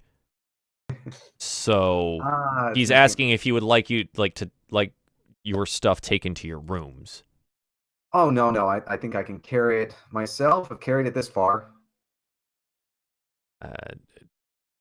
Okay. The rest of you? I'll drop my things in front of them and ask them where the bathing room is. Okay. And Krull looks down and he says, yes, okay. And he walks over to a small side table that was next to the door, and he rings a bell that is large for him. And then he yells out, Krull, Slew, here please. And 2 large orcs, similarly dressed in these like basically they look like butlers, man. They're orcs dressed as butlers. One has black hair slicked back, pulled into a tight bun. Amazing. And he has a broken tusk. The other just he's shaved almost completely bald. It's just very close crop shorn. Obviously, Ignis, you recognize these as the footmen, Kull and Slew. They're your orc footmen. You have more than them, but you know these 2. These are the ones that are generally in the house, rather than the ones that run the carriages. All right. So they come and they take Vathan's things. Did anyone else hand anything over? I just look at Ignis and say, "Where's my room?" Krull says, I will take you there after your bath. And he gives you a large goblin smile. I just stare at him. Where's my room? I'm gonna put this out here right now. You're not gonna out courtesy this guy. I'm not trying to out courtesy anybody. I don't want to take a bath. He's gonna look at you. And he's going to Krull then see his smile crack a little bit, and he looks over to Ignis and says, sir, the general protocol would have us have them bathe before sleeping on our bedding. We don't need to put extra work on the maids. Well, McSwiggins, you have a choice. Either bathe, or they can bathe you. Now that I would love to see. I grumble and take out the bottle of scotch and just start walking toward wherever the bath is. Krull bows deeply, says, "Thank you, my lord," and he gestures and he leads you off to the bathhouse. It's 10:15 now. Do you guys want to continue for a little bit, or do you want to call it for the night? I think getting to relative safety is good. Yeah, sure. It's 3:15 here, so I'm probably gonna need to call. Yeah. Of course, I'm impressed that you made it here. You didn't get distracted in the city, which was surprising, and you asked for an escort. So there you go. He's exerting his power. I can appreciate that. There's going to be lots to do. That it worked this time. Yeah, again, you give the correct documentation to the correct people. good things happen. So yeah, I certainly did especially fuck up with that first encounter with the Golden Eagles. I understand. yeah, now. especially with an honorable company like the Golden Eagles. This is me personally, not my character, but I thought smugglers, and I think they're gonna try and do something to me. I didn't realize that they were an honorable smuggling company. To be honest, They didn't I recognize you wouldn't anyway. I wouldn't have trusted smugglers. So and we're learning because this is your character, and I've tried to give you at least some of what you would know as living in the city. This city is run on these companies, right? Each of these companies is championed by either a high lord or a low lord. This runs this city, so Right. depending on reputation, it depends on who you get, right? You don't Opal Daggers. You guys don't really know anything about, but Ignis would know. Is like, okay, that's led by the Opal Daggers is Lady Hida von Rolls' company. She's the quote unquote lead of that company. Is she nice or is she nasty? She make an intelligence check.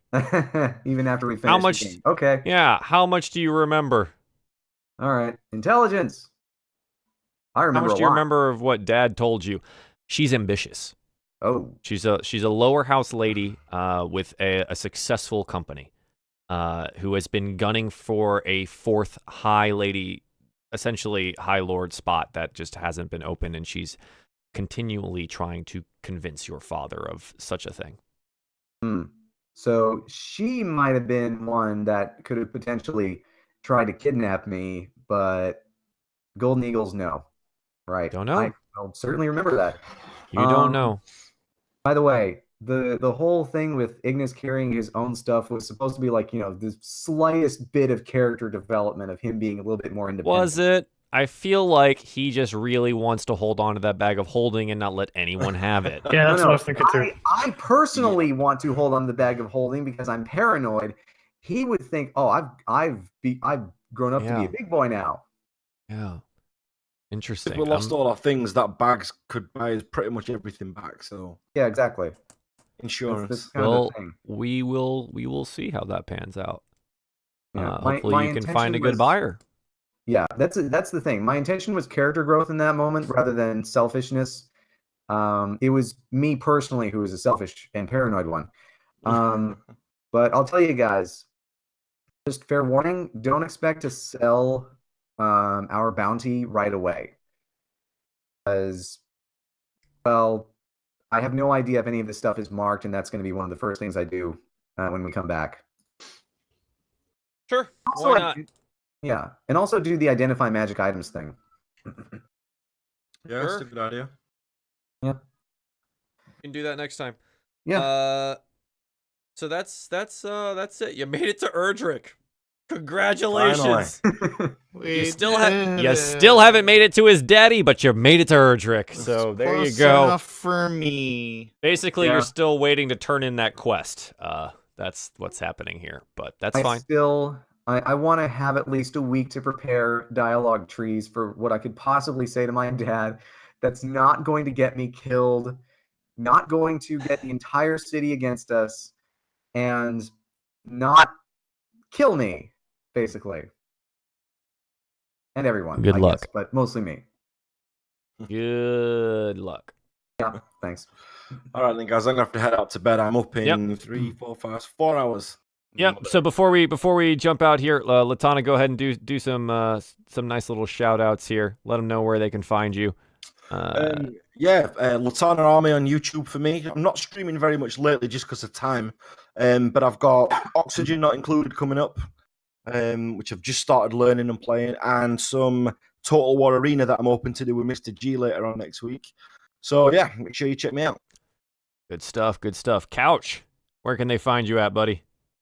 I am TheCouchBum, also known as CB. My friends call me that. You can find me at youtube.com/TheCouchBum and at twitter.tv/TheCouchBum and on Twitter. Twitch. I said Twitter, didn't I? It's okay. Twitch.tv/TheCouchBum. It's on the screen. And then Cool. at Twitter, at TheCouchBumJ. Follow me there for all my stuff. Awesome. Rel. All right. I'm Rel. I'm on YouTube at youtube.com/RelPlays. On Twitch at twitch.tv/RelPlays. And on Twitter at Rel Let's Play. All one word. Excellent, excellent. Rob. And I am taking notes, so like pretty much a bookmark right now, so that I don't forget anything. But Hey, good. I am Rob. So I am one half of the Bonus Stage Heroes on YouTube. You can find us at youtube.com/Bonus Stage Heroes. Let's play fun stuff like that. And I am going to be streaming pretty soon. I don't know when, but I'm moving in literally like less than 48 hours. So I'll be setting up my shiny new internet to actually stream and not crash. And it'll be great. Cool.